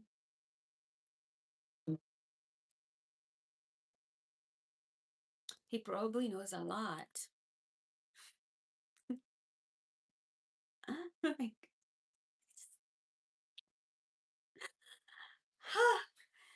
okay. What can you do? What can you do?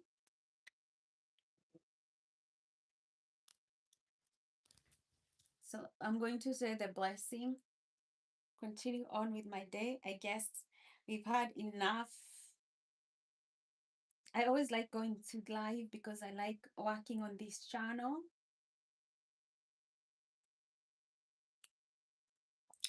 Developing a YouTube channel, it takes work, takes time, and developing a community, um, hoping that positive things come out of it. It has its own challenges, but I don't know. I don't know what you guys are doing. Um, when you know the mental health crisis that's unfolding, the systems that we are up against, um, I just feel like it's our duty to open up our own small platforms, right? Wherever you are in the world, right? Open up your own small platform and be an agent for that positive change. Because even if we are not like a big channel, right? Our own small efforts will reverberate in our communities, and one by one we can reach out small groups of people wherever we are, right? And open more light bulbs, right? And keep the message consistent, because because with human beings, being ignorant is our default, right? All you have to do is to not educate yourself, and then you're going to fall to the default, right? To educate yourself is not the default for human beings, right? So I think, and I think this is why the human race is never progressing very fast, because it's easier to be ignorant and not learn than to actually be curious and learn and take your learning into and your growth, right? So we just fall into the basic default. Like, it's kind of like gravity. I think stupidity is like gravity, right? The way gravity pulls things to the center of the earth. I think stupidity is kind of like gravity, because for you to fly, you have to defy some gravity, right? Yeah, be a source of energy. Like for us to fly, you have to defy gravity, right? But then it will still bring you to the center of the earth. And I think that's the thing. Like even if we educate ourselves and we don't keep doing it over and over, you come back to the default, right? So you have to keep going, and it's kind of like if you don't keep working out, you're going to not be healthy. If you don't keep trying to eat well every day, you're going to go back to the default, right? If you don't keep educating yourself, you're going to go back to stupidity. And like, you can't afford to be comfortable as a human being. You just cannot afford the comfort zone. um and whether you have money or not, right? it's it just has to be your new default when you wake up every morning. So see you, Ring. uh See you too. Love you, beautiful, beautiful angel too. Yeah. So we all got a team, right? We gotta be a source of energy wherever we are.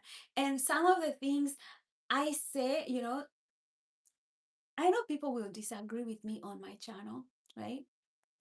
I don't care. Like, I do not care that somebody else does not agree with me, because they are busy agreeing with all this nonsense that we see on the media every day, all these lies, all these biases. Like, they are busy agreeing with these negative messages.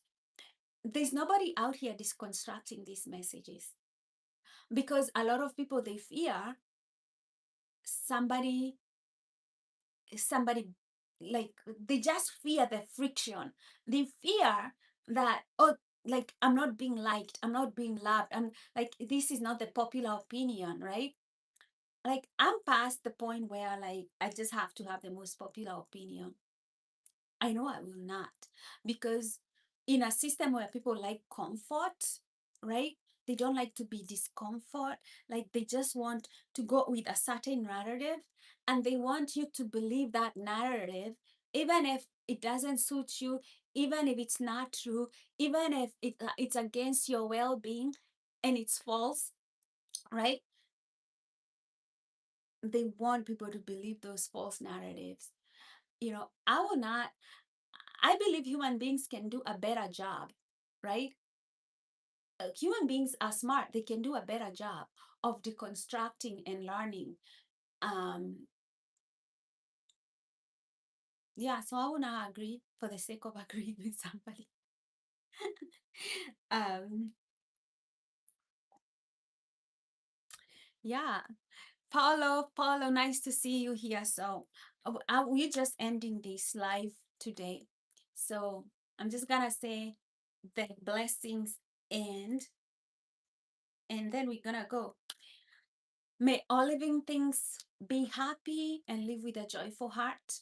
May all living beings be healthy and live with a body that gives them energy.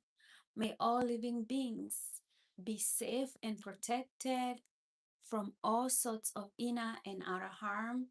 And may all living beings live with the ease that comes with well being. I wish you the same, that you live with the ease that comes with well being. So, thanks again. Thanks for coming to Post Traumatic Bliss. Love, peace. Take care. Bye.